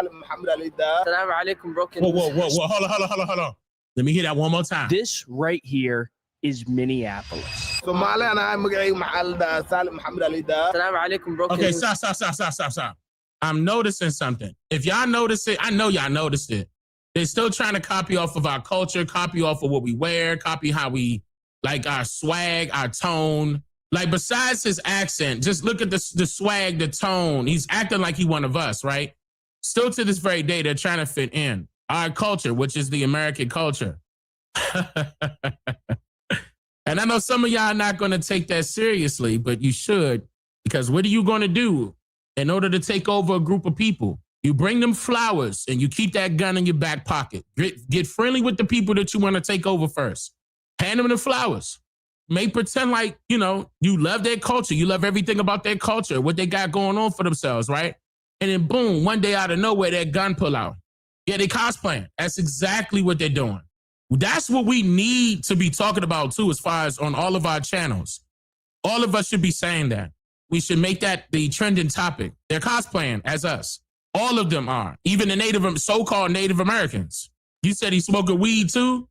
Yeah, that dude look like, that J look, it don't look like it's nothing in it. I'm going to tell you that right now. Our people, that J wouldn't have been looking like that. That's too goddamn skinny. He ain't no smoker. It looked like he got virgin lines the way that was looking. I'm just saying. I mean, I ain't smoking years, but I know better than that. When I used to roll up, it didn't look that goddamn skinny. That thing, he probably smoking some incense or something. Here we go. Specifically, it's the Somali neighborhood within Minneapolis that has recently become controversial due to two figures. Congresswoman Ilhan Omar of Minnesota. Dumbing of the United States has arrived. And mayoral candidate Omar Fate. What? It's where Democratic Socialist. Did she just say the dumbing of the United States has arrived? Recently become controversial due to two figures. Congresswoman Ilhan Omar of Minnesota.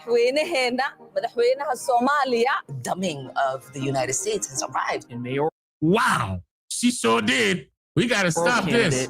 Omar Fate. It's where Democratic Socialist State Senator Omar Fate. And the pan goofies will be out there right now, be like, they African, they African, they are brothers and sisters. They are the pan goofies. That's how they sound when they talk. They say everybody Africans. We circumnavigated the globe, we all African. Hoinstein, Jacob Fry. Magalada, Minneapolis. There may be no immigrant community in the nation more tied to its political leaders than the Somalis in Minnesota, so we decided to go past the clickbait and culture war and explore the community with curiosity. That's what America stands for. Like, everybody's segregated in their own community. But they're walking around in whoa, stop. That's what America stands for. Everybody is segregated in their own community. That's cap. Now, maybe, you know what? I'll let that slide a little bit, because to her point, she's probably talking about the modern version of segregation. Because keep in mind, if it wasn't for us desegregating how it was originally segregated, these people wouldn't be here. It's just not the same. You're just going, oh my God.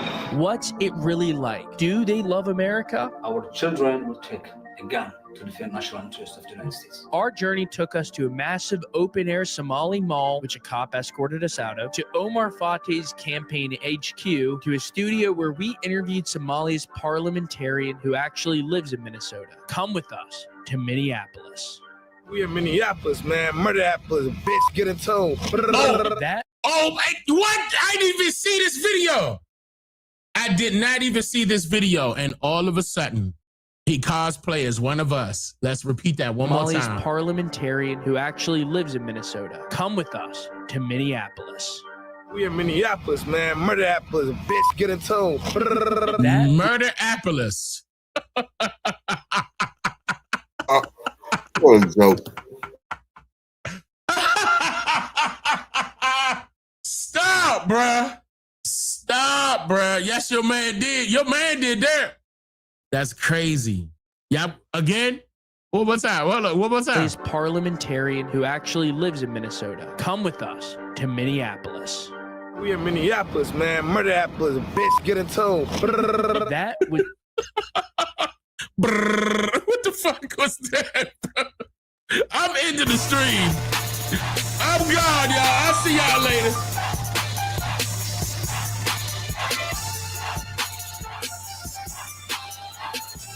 Nah, I'm just playing. I ain't in the stream, man. Look, that is just so hilarious, bro. Not the greeting we expected when we pulled into Cedar Riverside. Misconception in my eyes would be that Somali community are a threat. No, before Somali, we're Muslim. And Somali people that are real Muslims that are on their deen and on their way, peaceful. 3 mosques just in walking distance right now as we're speaking, and it's so beautiful that you can just take your feet and just walk to the mosque. Stop, bro. Don Evans, thank you for the super chat again. You said they look like us, but they not us. Nah. What Kendrick Lamar tell you? It's easy over here. I asked Salim how he ended up in Minneapolis, and he told us that he was actually born in Kenya, which many Somalis fled to after its government collapse in 1991. Obviously, I'm an immigrant, but at the end of the day, this country welcomed me. For my family to strive in this country, I'm glad and I'm thankful. But Salim then fell into hot water in South Dakota, where he was charged for murder. To this day, if you Google my name, Sioux Falls, you're going to see murder. It's called defamation of character. Wait a minute. Then he had to say Sioux Falls as his name? That's not your name. Dakota, where he was charged for murder. To this day, if you Google my name, Sioux Falls. Oh, no, the area. It's just a coincidence that the area is Sioux Falls. It's just a coincidence. You're going to see murder. It's called defamation of character for real. I missed the birth of my niece. Something you didn't do. Something I didn't even do. Yeah. I feel like I got a little story. Oh, no, he got a little New York in him. Muhammad, I ain't not a murderer. Yeah, well, dude, I'm glad at least you're out now, and hopefully you get justice. Justice been served, but to who? We left Salim and turned the corner where we saw the fire he referenced, and also tried to interview some locals. We're trying to figure out what happened. Yeah, we have a little fire. You know what happened here? Do you know what happened here?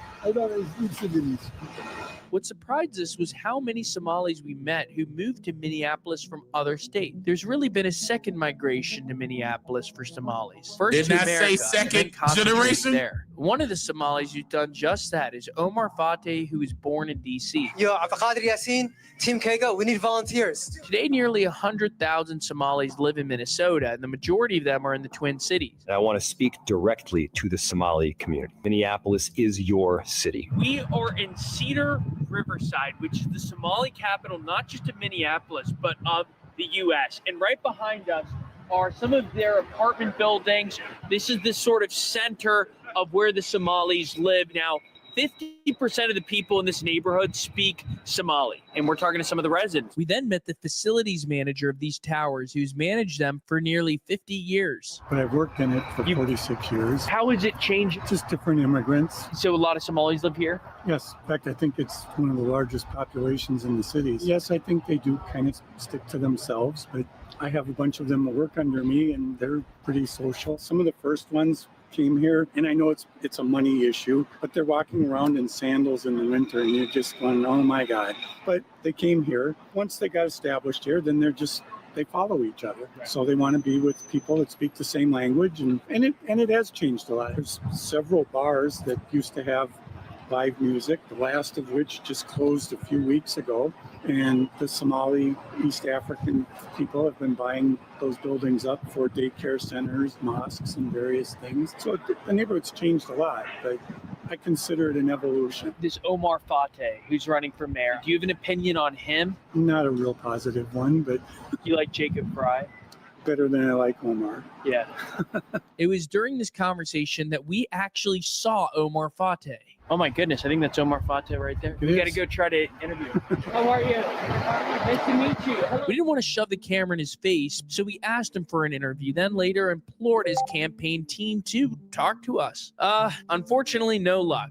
Everywhere we looked in this area, we saw Omar Fateh signs, and his popularity has enraged the right, including Trump's deputy chief of staff, Stephen Miller, and other conservative voices who consider him a travesty. Well, the Democrat Party has become a party that aids and encourages violence. Fateh has indeed made a number of controversial claims. They say he was born in D.C. The threat facing the United States comes from, quote, specifically those who advocate for the superiority of the white race. But he's not the only Somali politician who's done that. Congresswoman Ilhan Omar, who's elected to Congress alongside AOC in 2018, has invited much controversy herself. Our country should be more fearful of white men because they are actually causing most of the deaths within this country. Yeah, there is nothing more up than to completely pretend that his words have not been recorded. These people are full of shit. You know, I met the head of Somalia. Did you know that? And I suggested that maybe he'd like to take her back, and he didn't want to. And while Somalis remain a minority in Minneapolis, Ilhan Omar and Fateh have both struck alliances with white progressives, making them a formidable force. But sometimes this alliance has proven unwieldy, like with gender ideology in schools. Somali parents demanded their kids be pulled out of gender classes.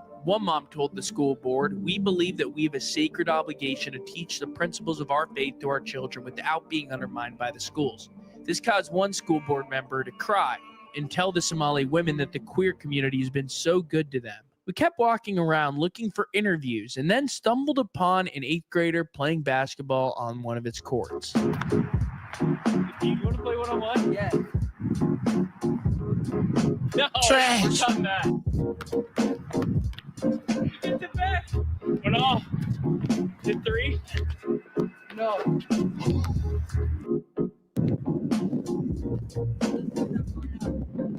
Bro, you just winded the hell out of me. How do you like living here? It's good. It's still dangerous. I mean, because if you look online, it's gonna say there's like a lot of crime and stuff, but it's really just chill out here. We have a lot of programs at the Bronco. We have a basketball team. We have a soccer team as well. Yeah. It's like a regular neighborhood. We have a community and stuff. What do you want to be when you're older? A basketball player or a businessman. You want to live here when you're older? No, I want to move out soon. It's a good place if you want to come in like right now. Yeah, 6 Somali. Assalamu alaikum, broken news. There we go. Yeah, we love America. It's just like some stuff that Trump did before. Not a big fan? Yeah. Boom! Bank's open, baby. Okay. Hey, let's go, hubby. Yeah. But Cedar Riverside is not like what they show online. If you actually come here, like during the summer, there's kids outside, uncles, aunts. We have a local mosque. We pray. It's like a good place. I have one older sister. How many kids are in most families? 3, 4. Do you view Somalis and blacks differently? We just get cool. Yeah. It was touching to meet a kid from the next Somali generation like Abdi and to humanize the Somalis in a way they often aren't. But the cultural differences, some argue, are too difficult to ignore. The Cedar Riverside neighborhood has changed enormously in recent years. Right, so you'll see a ton of now closed businesses in this neighborhood, like this bar here. So there are a bunch of bars that have closed down. This used to be a Scandinavian neighborhood, and now because of the Somali majority population, they don't make as much sense. But it wasn't just in Cedar Riverside that the Somalis left. We next visited population the over there massive first. open-air Somali mall just a few miles away, where we had a little snag. By the way, if you're enjoying this video, please make sure to subscribe. We capture the world without bias or fear, and Rockin' News, shout out to Rockin' that News. mission to life. The right want to make Somalis look bad, the left want to elevate them. We try to just hold a mirror. If you support that mission, hit subscribe. Now back to Minneapolis. All right, so we're pulling up on the Somali mall in the area, the Carmel Mall, which is the largest Somali mall. The Carmel Mall was massive. These shots simply don't do it justice, and this footage probably won't do the overwhelming sense of alienation we felt inside it justice either. All right, so we're gonna go inside the Carmel Mall, which is fashioned after an open-air Somali bazaar. There's a fashion store here, some jewelry, totally different style of mall here. You get the henna stand over here. The scale of this mall is enormous. It look like It makes Japan. sense that there are about 80,000 Somalis in Minnesota, the vast majority of whom are in this area. So right at the end of this mall, by the way, you have a mosque. Within our community, we usually send money back home to the less fortunate. So up there, they have a money place you can send back home? All right, so this is what he's talking about in the front, a place where you can easily send money back home or wherever. Roughly 40,000 Minnesotans were born in Somalia, so many are still in close touch with their families back home. The link between Somalia and Minnesota can't be overstated. The president of Somalia often visits, and some Somali politicians live in the Twin Cities, like the parliamentarian we interviewed later. I would say in all the reporting we've done, this is one of the most difficult spots to get an interview. People are very guarded here. I don't know if it's because they assume there's a hit piece or they simply don't want to talk at all. People have been extremely guarded and in some cases a little hostile. We continue to walk around the Carmel Mall when, as if we weren't out of place enough already, a cop came to escort us to building management. Yeah, it's very produced. We do this all over the country. Yes, I saw the camera. Oh, you saw the camera? Yeah. So where's the YouTube? Where's the news? ROCA News. All right, so we were just pulled aside by security. Now we're okay, though, to film inside. So one interesting thing is when a store is unoccupied, people won't necessarily lock it. We've seen a lot of unattended to stores. So it's clearly like a high trust community here. They got and cameras we're the everywhere, only bro. two white guys in all 4 floors of this. It's very unique. So here's an open eating area, Somali flag, and Palestine flag. So they got a couple new style of pizzas I've never seen. The Odd Cock pizza. I don't know how to say the Halib Jakal, a la Makan, different kinds of pizza. So behind us on the rooftop of the cafeteria, you can see the Somali flag. Some people, at least on social media, talked about how it's very similar to the new Minnesota flag. And so they wondered if there might have been some overlap there. Others say that's ridiculous, but that was a topic of conversation. A couple recent polls, somewhere around half of Minnesotans said they wanted to keep the old flag. We then interviewed a woman entrepreneur from Somalia who had some fascinating insights. I moved from Sweden 5 years ago. That's very symbolic. When you change your flag, when you plant your flag, you're indicating that that's now your territory. That's very symbolic. And I didn't even know that Minnesota changed their flag and then, included the Somali flag. Yeah, that's marking their territory. That's very symbolic. That is very deep. Interesting. But that was a topic of conversation. A couple recent polls, somewhere around half of Minnesotans said they wanted to keep the old flag. We then interviewed a woman entrepreneur. Wait, so how did it change if more than half of Minnesota wanted to keep the old one? Am I hearing that correctly? Let me hear that one more time. Ridiculous, but that was a topic of conversation. A couple recent polls, somewhere around half of Minnesotans said they wanted to keep the old flag. Somewhere around half of Minnesotans wanted to keep the old flag. Yeah, that's a country taking over another country. Yeah. And they made sure that they got their people in positions of power to make that happen. They got the mayor. Soon they probably about to have the governor if they don't already have Tim Walz by the neck. I mean, apparently they do because they changed the flag. Wouldn't that be his call? Yeah, man, they trying to take over for real. We then interviewed a woman entrepreneur from Somalia who had some fascinating insights. I moved from Sweden 5 years ago. What brought me? I came here because there was already Somali community established. So I said, okay, let me go there so that I can start my business. Somali community are like huge supporters for each other. The white Americans around, are they friendly? Are they not? I know none of them. When I was coming to America for the first time, I was carrying a Swedish passport and I was black and hijabi, and the officers in the immigration, they were like, they probably were expecting a Viking. That's what America stands for. Like everybody's segregated in their own community. White people are with white people. Somali people are with Somali people. That's what America is. You come here, you start your own community, and you stay with your community. So people normally in America are not. She got a point though. As far as you're supposed to come here and create your own communities. Now, here's the thing. We do have our own communities as far as our people are concerned, but we're not in control of them. Like we go into, I remember when I was in Washington, D.C. growing up in Washington, D.C., in our communities, it was nothing but Chinese, Japanese, Filipino, as far as taking control over the stores. That's why I love to support the so-called black businesses out there, the Niji businesses out there, but they were usually into clothing, into fashion. And I still support them. I still support my brothers and sisters out there. But it's crazy because we should be having more than just that and more than just clothing stores, more than just barbershops and salons. They got everything. They got the gas stations. They got the grocery stores. They even the doctor you got to go see when you go to the hospital. They're fond of strangers. I think they just don't want to speak with somebody that don't share maybe the same beliefs. Is helping each and every Somali person. We have over 600 businesses. No, it's not cap. And 95% of those businesses are women businesses. But what I can tell you, Somali women are those who build the entire Somalia. Is there a conflict between Ilhan Omar's progressive views and conservative Muslim teaching? When it comes to us, basically my view, no. But then I don't know how somebody else can view her. I just applaud her. We love her. Like as Black, African, Somali, Muslim, like women, I look up to her, definitely. Yeah. Like she is what every Black Muslim hijabi woman. We basically do money transfer, and a lot of people help back home. Like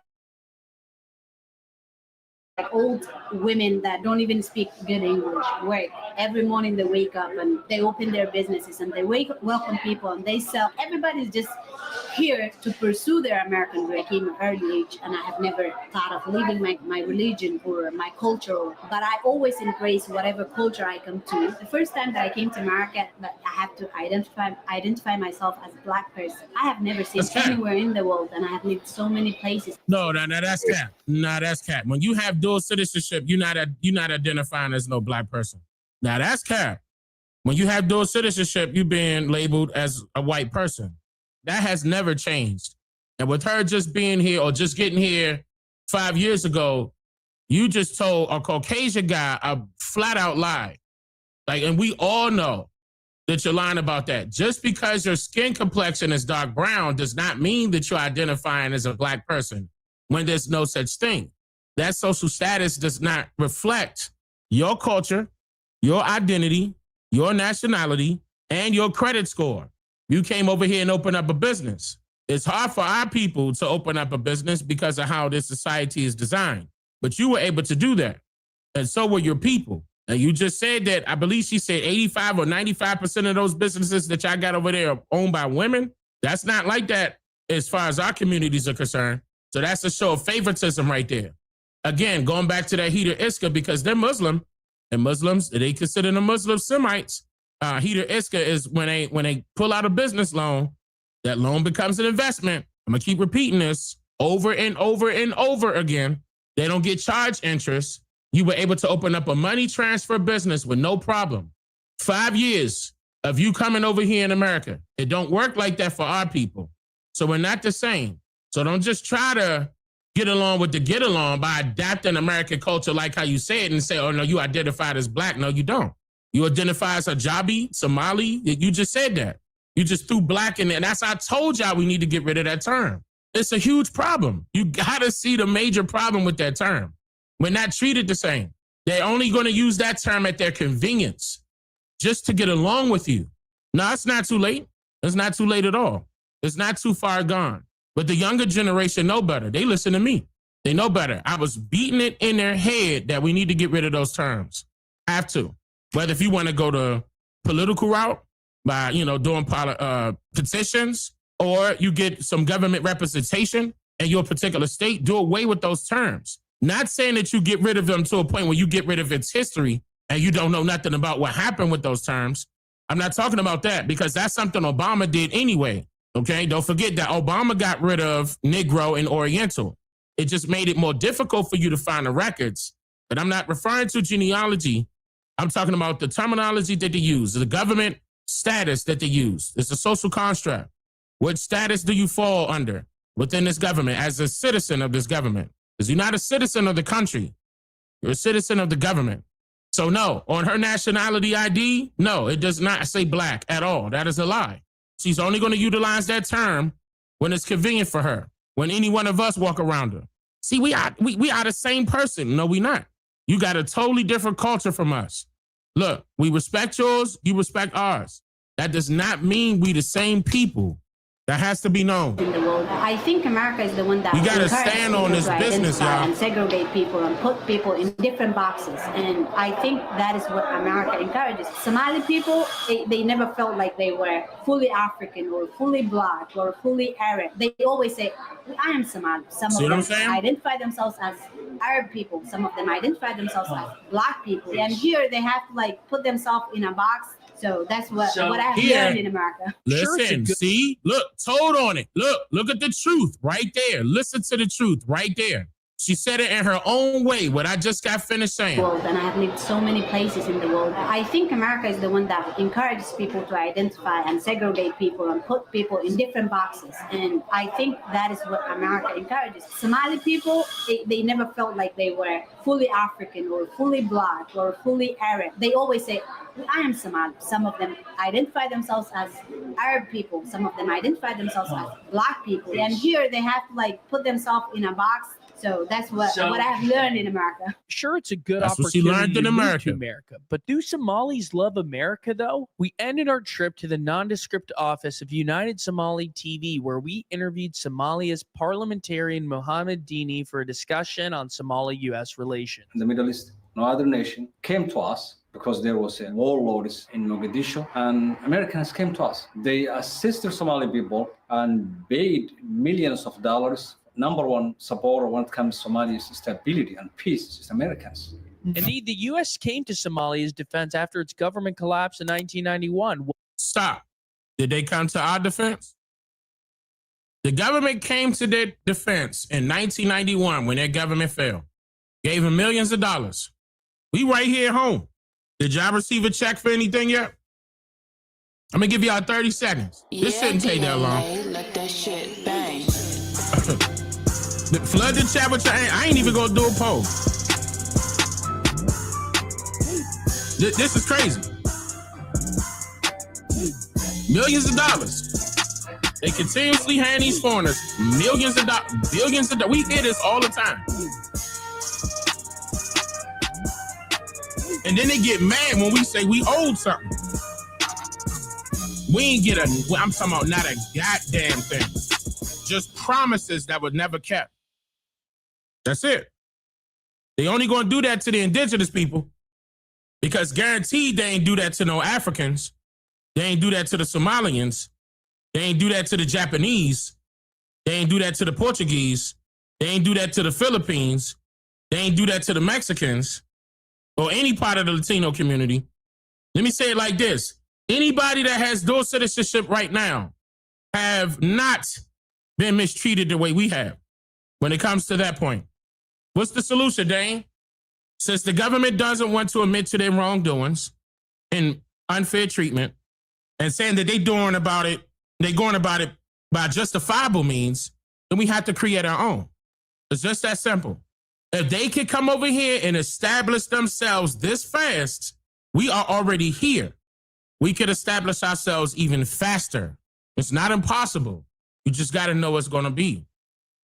Cry, thank you for becoming a member. Tens of thousands of Somali refugees in the 90s, thanks to Clinton and then later Bush. We also aided the Somalis in the war that followed the collapse, including in 1993 for the Battle of Mogadishu as depicted in Black Hawk Down. We got a Black Hawk Down. We got a Black Hawk Down. And a lot of people will say, oh, maybe they don't love America, but you're saying that's not at all the case. That's not the case. And I'm representing a state called Puntland. We have been fighting ISIS. The only backer who supported us, Americans. Somalis came in Minnesota or in the United States in 1993. When there was a famine, President Bush sent U.S. military to Somalia. The reason was to save the starving people. I appreciate that. Somali Americans belong to this great nation. Somalis in America, again and again, love the United States of America. They want to defend American value. Any rhetoric statements or negative words doesn't represent one ethnicity. Somali Americans, they are in the military, they are in healthcare industry, they are teachers, they are policemen and women. Anything that hurts the image of our community is unacceptable to us. I'm Somali American. Americans paid billions of dollars since 1960. So that's the ideology. Listen, there it is. America has paid billions of dollars since 1960. This is the only reason why they love America. Nothing else. Nothing more, nothing less. There's the answer. Acceptable to us. I'm Somali American. Americans paid billions of dollars since 1960. So that's the ideology and mentality. So forget about someone who That's is a their TikTok. ideology and their mentality. They keeping it real. It's not like they giving a statement where we got to read in between the lines. They telling you up front. And good point, Michael. Good point. That is our taxpaying dollars, right? Yeah. He said billions of dollars since 1960.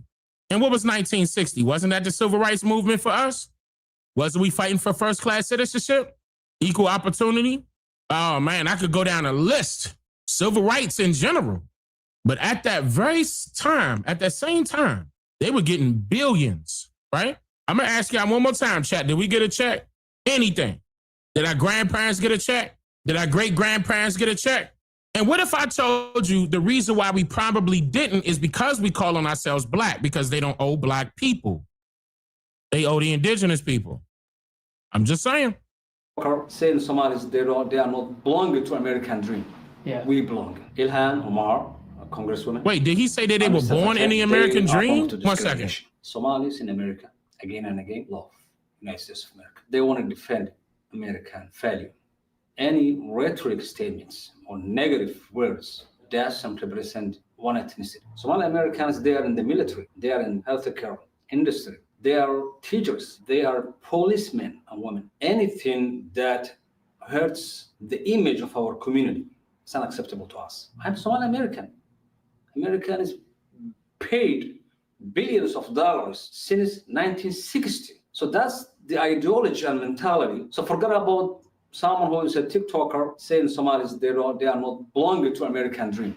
Yeah. We belong. Ilhan Omar, a congresswoman, and Mr. Fateh, they are Americans and they are Democrats. 99% of Somali community already mixed within the American political system. They are working to build a better America. And also Minnesota is a great and miracle state because the majority of Somali community that live in this state. Every Somali American, whether he's a left or right, they are contributing again and again to American dream. Living in the United States and living in the great state of Minnesota was a gift from Allah, God, gift from God. Social issues, Somalis believe to be a good neighbor, to respect the different religions in the United States. And Islam itself believes that all religions must be respected. Somalis, they believe whether you are a Jew, whether you are Buddhist, whether you are Christian, we can live together. We can be good neighbors. I want to go back one more time. American contribution to Somalia. The region of Puntland have been fighting almost 8 months, 10 months against ISIS. Who came to you and assisted? Americans. We didn't see any other superpower. And I had an event with Somali community in Minnesota. What I told them was, you guys, if you have a best friend, this is the right people. United States. We took an oath, which is allegiance. Somalis in Minnesota or in the United States are ready to protect and fight for the American dream and respecting and work American interests all over the world. And I am one of them. Our children, when they grow up, they will defend this great nation by using their pen, and they will take a gun to defend American values and national interests of the United States. Dini swears that the negativity you read online is all just noise. Off camera, someone in the studio even told us that he's a Republican and that many Somalis would be Republicans if they didn't feel so excluded. The disconnect between politicians like Fateh and Omar and your everyday Somalis was large, according to Dini. But then we couldn't help but think, was he performing for us too? Everywhere we went, we saw more Somali flags and Palestine flags than American flags. But wouldn't it have been the same in Little Italy in the 1920s? Are the Somalis just the latest migrant group to be smeared like this? That is for you to decide, and we wanted to give you a glimpse to help you with that decision. Our next Minneapolis video, by the way, is on another controversial topic. It's about the 5 years since George Floyd. Steve? A lot of that at the tail end. Of course, it was political talk. Of course, he was trying to make himself seem good, like he's an allegiance, or an alliance, rather, with the United States as a people. No, you're in alliance with the government. That's who's benefiting your people, your communities. It's the government.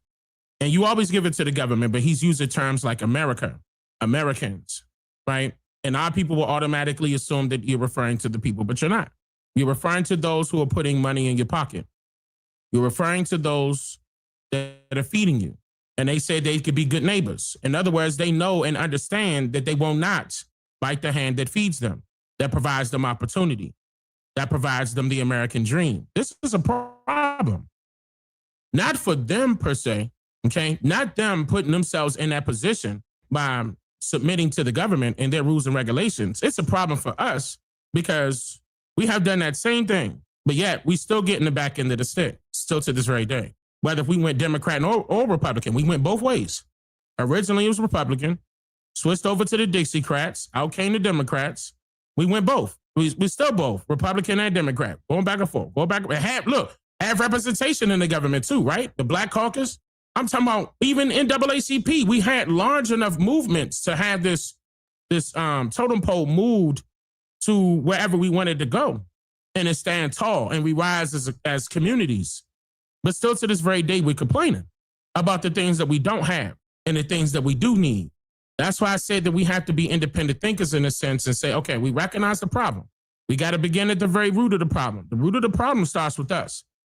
We got to take some accountability in this sense. We got to take accountability in this sense and do what we have to do to put our people in positions of power. That's what they're doing. So in a way, I can't knock them for what they're doing. They're doing exactly what they were supposed to be doing. It's unfortunate because they also receive benefits that are like helping hands in a sense from the government. The government is helping them, of course. And we don't have that same backing. And that's the problem. Y'all calling Trump a racist for holding these Somalians accountable, cheating the system, and 88% of them are on welfare. So that means us hardworking Americans. Remember when I talked about that with welfare, the majority of them are foreigners that are on welfare?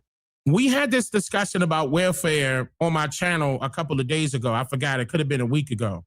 But a lot of you guys were admitting that you weren't even receiving cash benefits. And remember when I played that video? And they said that SNAP, the government dishes out for SNAP benefits $8 to $10 billion per month. And our people are not receiving that. So just imagine where it's going. The same people that just got here are automatically receiving benefits. Now you see the problem? I'm gonna say this again, 8 to 10 billion per month just on SNAP. Our people are not receiving that. There's people in the live chat and in the comments saying that they barely even receive $200. Some of them were saying that the veterans were speaking up, saying that they barely receive $100. Veterans. But maybe this brother's number as far as the 88% is off, but maybe not. It can't be too far-fetched because if you take a look at our own people, they're not receiving that same benefit. All the way to our own, yes, all the way to our veterans. We're not on equal ground here. And I was surprised I even had people, and which reminds me, I'm about to open up the panel. I even had people come up on the panel explaining. I'm not going to lie, that was devastating to hear. I knew it was bad. I just didn't know it was that bad. And our people, some of our people do need that. I'm not talking about the people that's taking advantage of the government. But then again, I'm talking about as far as our own people. But look at it. It's all of these foreigners taking advantage of the government because the government is allowing it. They're giving them all sorts of loopholes in order for them to receive benefits so they can take care of their families. That's not fair. Meanwhile, we got to work our asses off. And then we still get taxed differently from them. They tax us harder than anybody else that's out here. I dare you to compare your check with any other foreigner that's working that same job in that same position. Yo, Hajib, do me a favor. Hajib, let me see your check real quick. Now, real quick, let me just see your check, Hajib. I'm gonna give it right back. Let me just compare the stub of that check with mine. It's just gonna be between me and you. I just want to look at how hard you being taxed, Hajib. I dare you to do it. Getting all these taxes taken out of our check, and 88% of these Somalians are using them. What the hell is wrong with y'all? Then I'm going to try to make this make sense. You got the girl, Ilhan Omar, whatever her name is. She's here sending out a message to other Somalians, speaking in her native language, and she keeps saying, our country, referring to Somalia, but she's in the United States and she's in the office. She works for the government. She is a politician. What kind of shit is this? You would never see an American go to another country, get in office, refer to our country, speaking about America in that country. I hope I made sense. Are y'all cooked?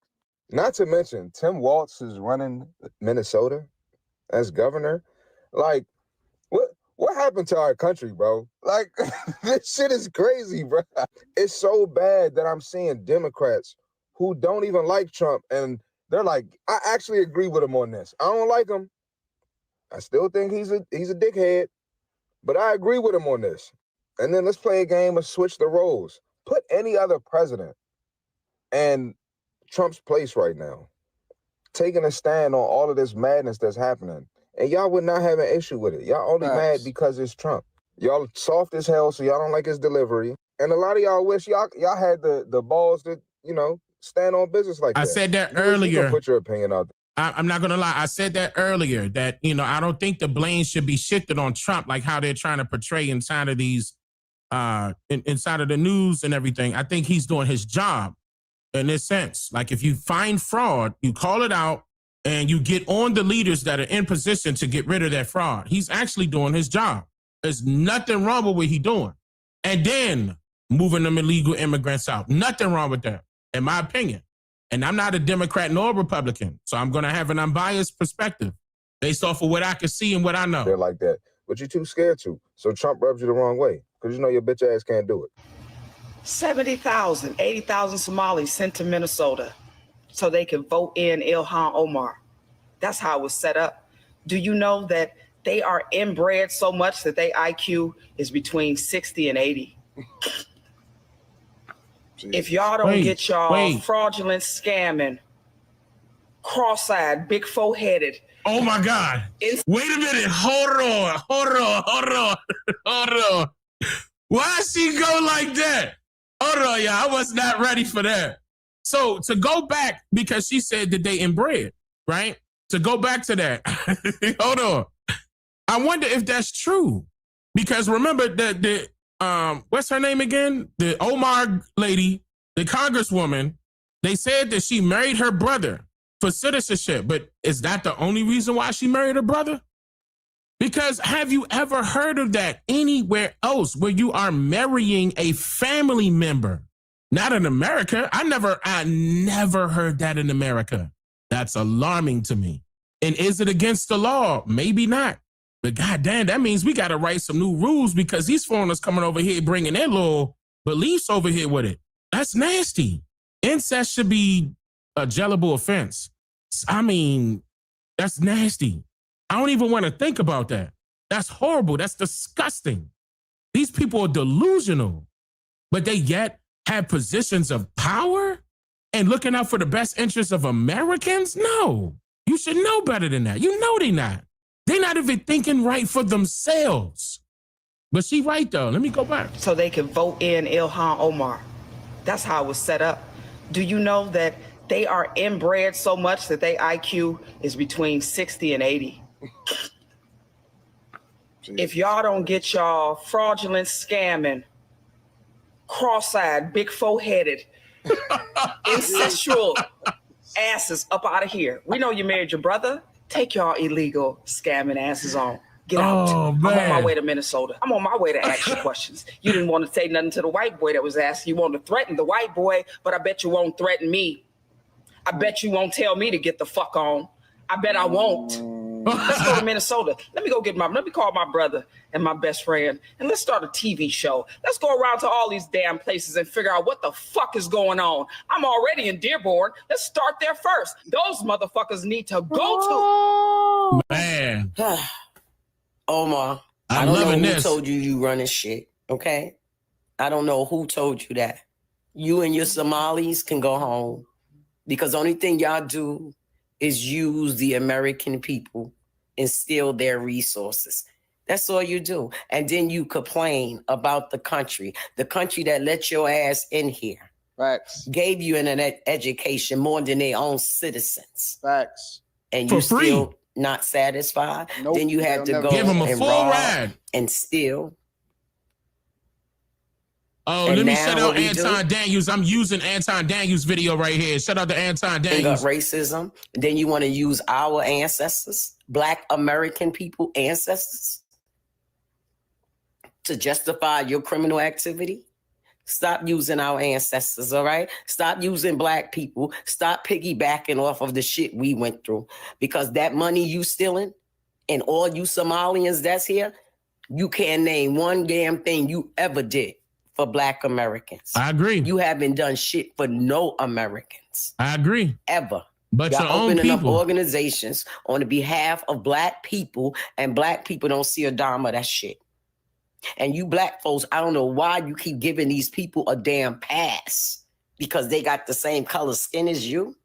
They are not us. Woo, and wake they 'em ain't up. doing nothing but using us. Wake them up. Okay? Bottom feeders and booty scratchers. Let's keep it real. And I said what I said. You think you can just talk down on Black Americans and let that shit pass? No, that shit don't pass with me. Set it on fire. I'm getting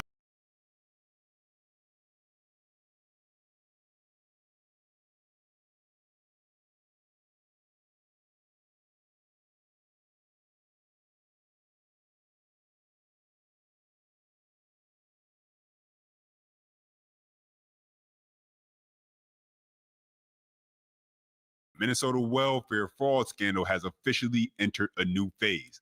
And this is the moment where Tim Walz, Ilhan Omar, and the Minnesota leaders are panicking because now this is a federal crackdown. And suddenly the entire circle of elected leadership tied to this scandal is in damage control mode. The same leaders who for years downplayed warnings, dismissed whistleblowers, and assured the public everything was under control. Now the tone has changed. Because when the president is stepping in and federal investigators are starting to follow the money, the question stopped being, did fraud happen? We already know the answer to that. The real question is, why did it take federal intervention for this to finally be taken seriously? And what does Tim Walz have to say now? You'll hear for yourself. Under the nose of Ilhan Omar, Tim Walz, Attorney General Keith Ellison. We see a web of connections between them and those directly involved in the fraud. For example, Ilhan Omar alleged enabling introducing the 2020 Meals Act, which was ultimately subject to fraud, held a campaign victory party at the Safari restaurant. That's where one of the men who run that restaurant is has associations to the convicted individuals. And then there's Tim Walz. House oversight investigation role in his role as governor, or Keith Ellison, the attorney general. His job is to enforce the law in Minnesota, but instead he's getting donations after meeting with the Feeding Our Future representatives. The Feeding Our Future, the biggest known yet part of this entire theft ring. The executive director of Black Lives Matter, by the way, over in Oklahoma City, has now been charged with wire fraud and money laundering. The organization raised more than $5 million in 2020, but she is accused of pocketing more than half of that instead of using it to bail out people for protesting in support of BLM. No, she pocketed, allegedly, most of that money. Oh, by the way, here she is. You want to see a picture of her? Here she is. Notice who she's in the picture with. That's right. Congresswoman Ilhan Omar. But hey, it's just the system, right? Listen, if you're someone who believes in coincidences, then maybe you can explain all of this away as just bad luck. But at some point, the evidence becomes too obvious to ignore. Is it a coincidence that Ilhan Omar was closely connected to the restaurant at the center of the Feeding Our Future fraud? It's a coincidence that Tim Walz, Ilhan Omar, and other Democrat leaders were rubbing shoulders, shaking hands, and appearing at events with people who are now being arrested and charged. And there's photos of this. And it's just a coincidence that this massive fraud effort came overwhelmingly from one community more than any other in Minnesota.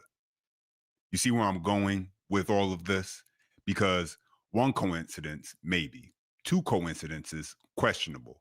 But when the same names and the same networks and the same faces keep showing up, that's no longer coincidence. That's a pattern. And now that the scandal has gone national, now that the federal investigators are involved, now that the spotlight is on Minnesota, suddenly Tim Walz says he's ready to clean up the fraud. Take a listen. Any amount of fraud is too much. That's why over the last several years, we've made many systematic changes to state government to both detect fraud and hold those accountable after it happened. Year after year, we brought new ideas to the legislature to stay ahead of the evolving tactics, and they are evolving. AI poses immense challenges in the fraud space. We've sought top to bottom change in state government to create stronger oversight. We leveraged outside experts. We modernized technology and hold criminals accountable. Here in this state and accepting responsibility and fixing problems, Minnesota is a great place to live. We rank at the very top of most states in quality of life. Affordability, we were recently named the 8th safest state in terms of crime. We were rated 2nd most retirement-friendly state, which is simply amazing since Florida was 1 and we are still 2nd on a day like today. And job opportunities. We understand the strength and prosperity of this state depends on the ability of every single Minnesotan to thrive. We are a state that chooses not to let people go hungry or homeless or uneducated. However, that generosity has been taken advantage of by an organized group of fraudsters and criminals. Minnesota's longstanding high standards of integrity of public funds go hand in hand with a culture of generosity. You can't have one without the other. Tim Walz is talking like a leader who was completely clueless about what was going on, but that doesn't line up with the facts. There were whistleblowers bringing this information forward. There were warnings. There were red flags. And those warnings were ignored. And now he's saying this was carried out by an organized group of fraudsters. But here's the part he doesn't want to address. What about those fraudsters who donated to his campaign? What do you have to say about that? And to the other Democrat leaders in Minnesota also. That wasn't a problem then, was it? You were photographed. You were shaking hands with these people. And now you're claiming you have no idea who these individuals were? It was fine then, but now that the arrests are happening, now that the story's gone national, now that federal investigators are involved, now suddenly the governor wants to distance himself, it looks like. And as governor, Tim Walz owes the public an explanation for that, because what he's doing now looks less like leadership and more like performance. Fraud in my state? You don't say. I had no idea. Well, now that I know, I'm going to get right on that. I think it's fascinating how now all of a sudden we're seeing this level of concern. Now, here's the next question. Besides those donations, where else was this money spent? Who spent it? What was it spent on? And well, CBS dug right into that. Take a listen. The Somali community in Minnesota has been in the news recently because of a massive federal fraud case and heated political rhetoric from President Trump. Jonah Kaplan of CBS News Minnesota has an exclusive look now at how fraudsters spent hundreds of millions in taxpayer dollars. A honeymoon in the Maldives, a fleet of luxury cars. Here's a box with more than $270,000 in cash. This was all evidence from a new trove of files obtained exclusively by CBS News, showing how a group of convicted Minnesota fraudsters spent taxpayer dollars. One text message reads, "You are going to be the richest 25-year-old. We're not even at the end of the beginning of our pursuit of the stolen money and of the people who stole it. U.S. Attorney Daniel Rosen leads the office digging into the wave of COVID-era fraud that hit Minnesota. So how much money are we talking about stolen from the American taxpayer? I can say with great comfort, well in excess of $1 billion. In the past 3 years, 87 defendants have been charged, 61 convicted. The majority of them are Somali American. Minnesota has the nation's largest Somali population. The perpetrators are accused of ripping off state-run programs intended to feed low-income kids, house the disabled, and provide services to autistic children. This was a get-rich scheme. Andy Luger was the U.S. attorney who first examined this fraud. He left in January. One of the things we discovered is that a number of the people involved were buying investment property, resort property in Kenya. Wire transfers reviewed by CBS News also show more than $1 million went to Chinese banks. Luxury cars, private villas, expensive homes, overseas wire transfers. Listen, this wasn't some criminal mastermind operation. This wasn't Ocean's 11 plotted out. This was blatant, obvious fraud happening in plain sight. They weren't hiding it because they didn't think they had to. And that's the most damning part. These people always were going to get caught. It was only a matter of time. The only reason they didn't get caught sooner is because the people in charge weren't doing their jobs, either willfully looking the other way or operating with total incompetence. That's why it's hard to take Tim Walz seriously now. This happened right on his watch, and he ignored it. And now he wants the public to trust that he is the one who's going to fix it. That would be laughable if it weren't so serious, because when you add everything up, not just defeating our future, but multiple programs, Minnesota is staring at an $8 billion fraud. But it's not just about Walz. Another judge in one of these liberal states has let another criminal walk free. Take a listen. The Minnesota judge who tossed out a jury's guilty verdict in a fraud case is not the only judge in Hennepin County who had problems with the state's case. I broke this story that went national a couple weeks ago. Judge Sarah West acquitted Abdi Fattah Youssef 3 months after a jury found him guilty in a $7.2 million home health care fraud scheme. Since then, I've found that another judge, Amber Brennan, dismissed charges against Youssef's wife before it reached trial, and a third judge, Hillary Caligiuri, dismissed charges against another co-defendant. In that case, Caligiuri said the state had very little evidence. Judge West's ruling relies on a review standard for cases that rely heavily on circumstantial evidence with wording that is unique to Minnesota. It says that the evidence has to be inconsistent with any other reasonable hypothesis. I'm following a state Supreme Court decision expected to come back soon that could completely rewrite all of that. It's the conviction of Nick Firkus for the 2010 murder of his wife, Heidi. Whether his conviction is overturned or affirmed, the court opinion will have a huge impact on many cases in the state. I'm Lou Raguse. Follow for more news. All right, so let's break this down. What he's basically saying is that because of the language of the law in Minnesota, a judge is able to let these people walk. And the people of Minnesota should be outraged by that. But this is exactly why the people who you elect and who represent you in the government matters. Laws don't enforce themselves, people do. And if the people of Minnesota don't like these outcomes, then they need to do something about the leadership and the laws that made this possible. This is also why the federal government needs to step in and has, because while someone might get off under a state judge due to weak status or loopholes, it's far less likely they'll walk away from federal charges. At least, I don't think so. It's not crazy to think about how this fraud got so out of hand. If you have a community that believes it has basically found a loophole in the system, and let's be honest, loopholes will always exist and people will always look for them, then yes, there are going to be individuals who try to take advantage of that. But here's how it always escalates. At first, it's one step, then another, then another. And then because human nature kicks in, people start believing they'll never get caught, or that nobody's really paying attention, or that the system is too big, too sloppy, or too politically protected to stop them.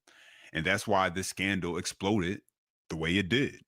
Well, I'm not comfortable with a hierarchy of races, and the president isn't either. But not all cultures are equal, and not all countries are equal. There are some people who come to this country to add value, and there are some that come to this country to take value. And when we've seen in Minneapolis that 50% of the people who were naturalized engaged in immigration fraud, and we're seeing the largest fraud in terms of welfare programs, perhaps in the history of our country, we know there's a problem. And the president speaks in language that Americans understand. He is blunt. He's not a politician. Neither am I. And so I support as he is making people understand the threats that we're under right now.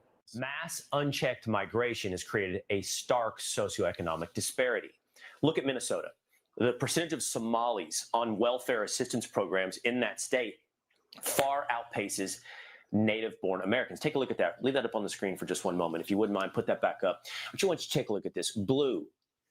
That is Somali immigrant households, 80% of which are on some form of welfare. But perhaps the most stark thing about that chart is take a look at the orange. That is Somali immigrant households who've been in the country for over 10 years. There's virtually no difference. 78%, despite having been in the country for over 10 years, on some form of welfare. But leaders in Minnesota were unable to grasp the idea of immigrant poverty. They were more afraid of being called racist if they did their job to try and deal with potential welfare fraud within the Somali community. 81% of Somali households in Minnesota receive some type of government welfare. I think it's safe to say they figured out the loopholes. But I want to share one more part of the story with you guys, because it's not just about the Somali immigrants in Minnesota. It's about the political leadership there too, because they're looking for their backdoor deals, their loopholes also. Here's Jeremiah Ellison, the son of Keith Ellison, the state attorney general. And well, take a listen to this story. This morning, Jeremiah Ellison was among the outgoing city council members to get an honorary resolution for their years of service. So I give my gratitude to the North Side. But one issue not mentioned, where he's been the final 5 months of his term, Harvard University as a Loeb Fellow. Our Jay Coles first broke this story this summer, and it caught some off guard. His Ward 5 constituents deserve a council member who shows up. Ellison is splitting his time between here and Cambridge, Massachusetts. He's still earning his $110,000 city salary on top of a $57,000 stipend from Harvard. Now 5 Investigates has obtained these internal emails showing Ellison's office wanted more. They requested the Ward 5 budget to cover travel expenses, specifically round-trip travel between Minneapolis and Boston, so Ellison could attend city council meetings every other week from August to the end of the year.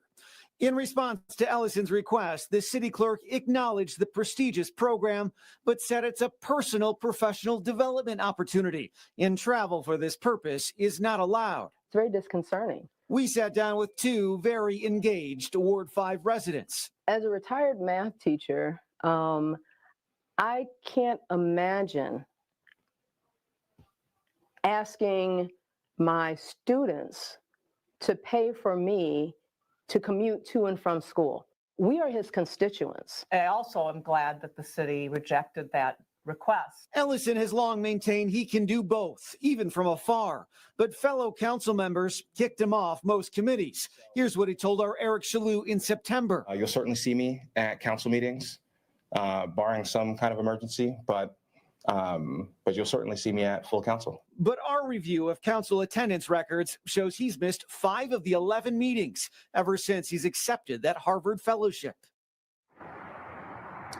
Now, I was at that city council this morning, that meeting, but was only able to talk to Ellison via text message, where he called this story flimsy, a hit piece, and refused to do an interview unless I could prove that this was somehow in the public's interest. By the way, he appeared to defend that request, saying the travel was related to his urban planning related education and urban planning related job. His term ends in January. Live at City Hall, Ryan Raish, 5 Eyewitness News. Thank you. When you really get to the bottom of this, it may be as simple as this. The criminals in Minnesota are simply doing what they see works. They watch the politicians bend rules, ignore red flags, and look the other way. They saw systems with no real oversight. They saw accountability disappear.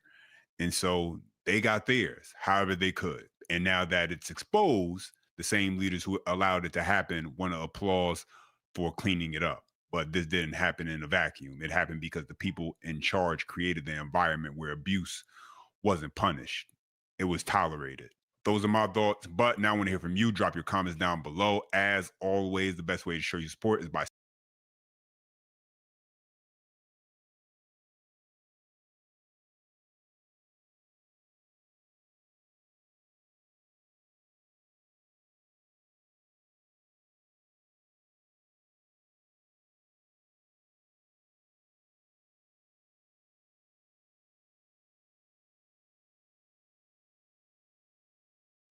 Mr. President, Bobby Charles here, and we've had a dialogue before, but I am here to tell you that we are grateful that you went into Minnesota with your team and you found these fraud rings and these fake nonprofits and these foreign influence operations run by the Somali community, and what you, I think aptly, it's what has been called the Somalia First operation. And the irony is, here in the state of Maine, we are facing something similar. I'm here to tell you that our public reporting, never mind some of the early indications from federal inquiries, seems to be that we have a Somalia First operation here, Democrat funded, out there registering voters at the same time that they literally skim hundreds of thousands, maybe millions off our MaineCare system. As you may know, MaineCare is our version of Medicaid. It is a complete outrage because they are taking these monies from taxpayers in the state of Maine and they are using them to put Somali operators, these Somalia first operators, in our state government, both on the administrative side and on the local side, and actually in our legislature. So my appeal to you is, you have done an extraordinary job in going after this Somalia first operation and network, including monies that are sent abroad by these people that seem to have a higher loyalty to Somalia than they do to the United States. And you've done it in Minnesota. I'm asking you, please send the Treasury Department's investigators, the Financial Crimes Enforcement Network, the ICE investigators, and anybody that the federal government has at DOJ or Treasury here to Maine. And in particular, go to Lewiston and help us, and Augusta, and help us unearth this Somalia first operation here in the state that is guilty, almost certainly, of main care fraud with fake nonprofits, exactly the way they did it in Minnesota. Please audit every dollar. Please come in and flip this place upside down so that we can get after this fraud and get our state back. So many Mainers, and I mean literally hundreds of thousands, want our state back again. Unfortunately, this Somalia First network is as rife here as in Minnesota. So please, as you have taken extraordinary actions to try to bring public corruption under control and public integrity back in Minnesota, we are in a state right now which is also Democrat controlled, and where there is a very strong Somalia first operation. Please help us beat it. What's going on, everybody? I appreciate you guys pulling up today, man. I hope you are well on this weekend, man. We got to get into it, man.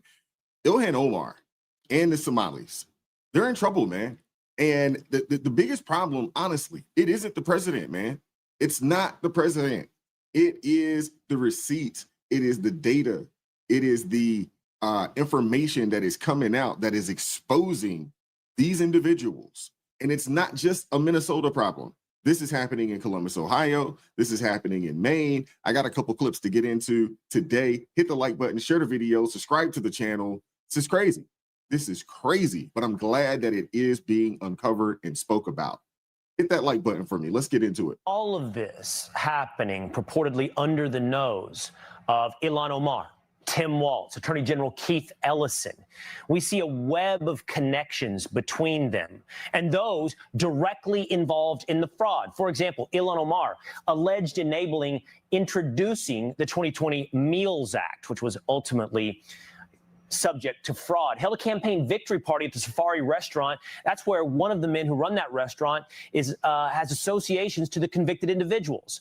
And then there's Tim Walz, House Oversight Investigation role in his role as governor, or Keith Ellison, the Attorney General. His job is to enforce the law in Minnesota, but instead he's getting donations after meeting with the Feeding Our Future representatives. The Feeding Our Future, the biggest known yet part of this entire fraud, theft ring.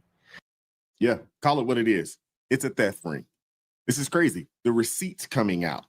I want you guys to see another piece of evidence. What's that? That's the marriage certificate for Omar to her brother. Who posted it? The White House. Yeah, she's probably not going to be here for a long time. If she's allowed to stay after the White House posted that, there's a bigger problem here in this country. They posted all the details of when he arrived, when they got married, everything. On top of all the fraud that she's allegedly involved in, it looks like they're a lot deeper into that investigation than they're letting us see. But her time is coming, and I'm here for it because we've been having this conversation so long, probably a good close to a decade, if not more. The clock is ticking. The clock is ticking. Slowly but surely, more and more information is starting to leak out. And yeah, the clock is ticking, man. But you know how the federal government does. They wait and wait until they get all of the information, because when they come, they like to come correct, and they don't like to lose. Typically, they don't lose because they've gathered so much data, so much evidence against an individual that typically they just fold and take the plea, because the information is just so damning at that point that they can't refute it or do anything about it. But I want you guys to hear from Ilhan Omar And, she has the nerve to come out of her mouth and say, hey, what's going on in Minnesota? The ICE operations that's going on around the country. I come from a dictatorship and we never experienced this. Come on, lady, stop it. To be coming out of our country. I mean, I grew up in a dictatorship. And I don't even remember ever witnessing anything like that. To have a democracy, a beacon of hope for the world to now be turned into one of the worst countries where the military are in our streets without any regard for people's constitutional rights, while our president is spending millions of dollars propping himself up like a failed dictator with a military parade. It is really shocking, and it should be a wake-up call for all Americans to say this is not the country we were born in. This is not the country we believe in. This is not the country our founding fathers. Yeah, we're trying to keep all of that stuff from happening, right? This is what we voted for. We voted for the largest deportation action to ever take place in this country. We voted for this. We have an understanding that the previous administration allowed millions upon millions of people to come over here. We also understand that people such as her folks, the Somalis, they are taking full advantage of the country, taking full advantage of the Constitution. And although we don't live in a democracy, these people have studied the Constitution, in my opinion, more than the average American. And they're actually utilizing the Constitution against us. So something has to be done within the realms of the Constitution. And the last time I checked, the president, being the commander in chief, has a responsibility to the actual American citizens to make sure that we're safe, to make sure we have sovereign borders, to make sure that people that shouldn't be here aren't here. That's the responsibility of the federal government. And I don't have a problem with them doing what they're doing. This lady can kick rocks, to be honest with you. Back end with the billing claims that were just not accurate, not adding up, times not adding up, unsure that staff actually, performed the job functions in the home of the clients. I made a connection from Gateway to the Minnesota people by, them telling me about their family they had in Minnesota. The executives of Gateway, the Somalian executives, had family that they used to visit in Minnesota. Their family used to visit them from Minnesota. And they used to talk about the agencies they ran out there. It was a similar kind of setup, So there was a connection there between all of them. Christopher, how long had this been going on? You were at Gateway for quite some time. How long do you think this has been going on, this fraud? I was there from 2018 to recently 2025. And I hadn't realized about the audit that had been completed in 2018. So before I even got there, they were complicit in some of this stuff. And that was corroborated by the audits that were reported in the Steve Robinson article from the Main Wire. That's what really made me come forward, because I had been reaching out, internally, blowing the whistle since 2024, early 2024, and I wasn't getting anywhere. So when I saw his reporting in March of 2025, and Gateway was talking about it internally, how it was just some racist reporter, reporting this stuff about them, I just made the connection, and I just, I hadn't known about him or the Main Wire or any of this stuff. So I had my own intuition that led me to find what I found. And how much? What do you think? What do you think's the extent of the fraud?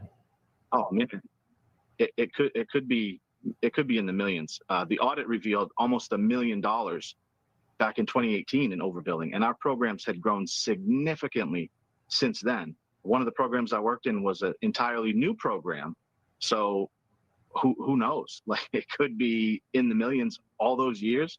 7 years I was there, and I didn't see a lot of stuff at first, but during the pandemic, especially the last few years, I've been working remote from Florida, and so I didn't see any of the people, I didn't see any of the staffs in person, none of that stuff. I just saw the massive amount of turnover, new people coming in, a lot of migrant community getting jobs, a lot of new migrant clients, stuff like that, and like a lot of the stuff I just couldn't verify. There was no way for me to verify that what I was billing out was real, was accurate at all. Yeah. Well, that's. Yeah. So this guy right here, is out of Maine. And actually, obviously, he says he lives in Florida, but he was working for the state of Maine. And he's saying that the same type of Medicaid fraud that was happening out in Minneapolis when it comes to some of the different federal agencies or state funds out there, he's saying the same thing is going on. No audits, no accountability, and just millions upon millions of dollars being snatched and taken. There's a couple of more clips about what's going on in Minnesota, because you guys got to see this, man. Not Minnesota, but Maine. You guys got to see this, man. Okay, so as long as he brought his birth certificate from Africa, he'll be okay to get his driver's license? So that is one form of ID that we can accept for the exam process to get him started. The other one needs to bear a signature. So would you take like a country ID? Because they do kind of similar to state. You know if that's been signed, if there's an immature. Yeah, Okay. yeah, so I looked at it. So as long as he has his birth certificate from his home country in Africa and a driver's license that has a signature from his country, that should be okay? So we would be able to use that out-of-country ID for the signature piece as long as that birth certificate has been translated. Do you know if it has? Yes, yeah, he does have his, yeah. It is translated. Okay, then yep. Awesome. We could. Yeah. Okay, so his name's Mohammed. I guess now the next step would be this. He doesn't speak any English. Is the test done in Somalian? So for the Class C language, we do translate in Somalia. On that form, that application that I was talking about earlier, there's a box on there that says oral. He would just need to check that. And how many can you get wrong? So it is a 30-question multiple choice questions. Once he hits 6, the test will automatically shut off. Okay, so he can only get 5 wrong out of the 30 to be safe. Correct. Okay. Yep. No, this is good. This is actually that's actually pretty easy. So he has to get 25 right out of the 30. He did have an issue in Somalia with his driving. Is that going to impact it, or do you guys just not connect with it? We don't have reciprocity from one country to another, so we don't pull a driving record or anything along those lines. So so if it did lead to an accidental death, when he was driving, he was actually going over a crosswalk and hit a jogger. That's not going to impact the driver's license here, right? We wouldn't be able to access those records. So again, we don't have reciprocity from one country to another. So we wouldn't be able to pull those records. Okay, awesome. Thank you. I'm going to go actually go down and meet him and get some translators. Thank you. You're very welcome. Would you like the information for the elections department under the Secretary of State? Yeah. Okay. Yeah. Let me just. Their phone number is 207 624 7650. Okay. I appreciate the help. This was actually a lot easier than I thought. I was expecting it to be a lot more hurdles, so this makes it a little bit easier. I'll go let Mohammed know. Okay. Thank you so much. Have a great day. You too. Bye-bye. Wow. I'd say unbelievable. We just heard it. This is crazy. This is crazy. So you can use a foreign birth certificate, a foreign driver's license, as long as it's quote unquote been translated, and they will just give an individual a license. No questions asked, no check of their driving record, no actual background check on these people at all. They can just, this is crazy. This is crazy. Maine and Vermont. What in the living hell is going on? Look at that bright green. Really, it's a dark green. Foreign-born births plus 10%. What in the hell is going on? Who's having foreign births in Maine and Vermont? Now, on your screen, you see the governoress of Maine, Janet Mills. And some people are starting to accuse Mills of having allowed fraudsters to infiltrate her state, y'all. You see, several years ago, and you're going to see a news clip about this, Maine threw open the doors and said, hey, everybody, come on in. And it looks like maybe some of the same sinister actors that went into Minnesota and stole up to $8 billion from them. It looks like some of those same actors might have wound up in Maine and maybe stole money from them as well. From now on, yes, a sign will greet all those arriving in our state, and it will say simply, welcome home. All right. So they opened the doors to everybody who wanted to come on in. Now, we reached out to officials in Portland, Maine, and received the following response from a city councilor. Portland is proud to be a welcoming city for all Americans and those seeking to become Americans. At the same time, no city of 67,000 people can possibly manage the entire nation's immigration situation on its own. Wow. They tell you who they all believe them. Look at this. They openly admit they don't represent America. They can be in our Congress, they can be our mayors, they can be our governors, but they will never represent us because they take another country first. And correct me if I'm mistaken, but when you become an American citizen, because you have to be an American citizen to run for office, don't you have to pledge allegiance to America? If you come on TV and you say, oh, I'm the first Somali mayor in Maine, but I also represent Somalia first, doesn't that violate the oath you took? That should be instant deport. You should see this on TV. Absolutely. Stop. It should. Being limp-wristed and say, hey, look, you lied when you became a citizen. But unless you start to actually hold people up to their pledges to the country to become citizens, it means nothing to them. Policies, how can the politics in Somalia can be, resonate what we have here in the United States, the democracy that we have. How can you help us, be a better country and build back what we used to have back in long time ago? It doesn't work, but they're just lying to your face. I want to hear from you guys. What are your thoughts on this, man? Goodness gracious. Hit the like button, share the video, subscribe to the channel, turn the notifications on to all so you never miss. Follow me.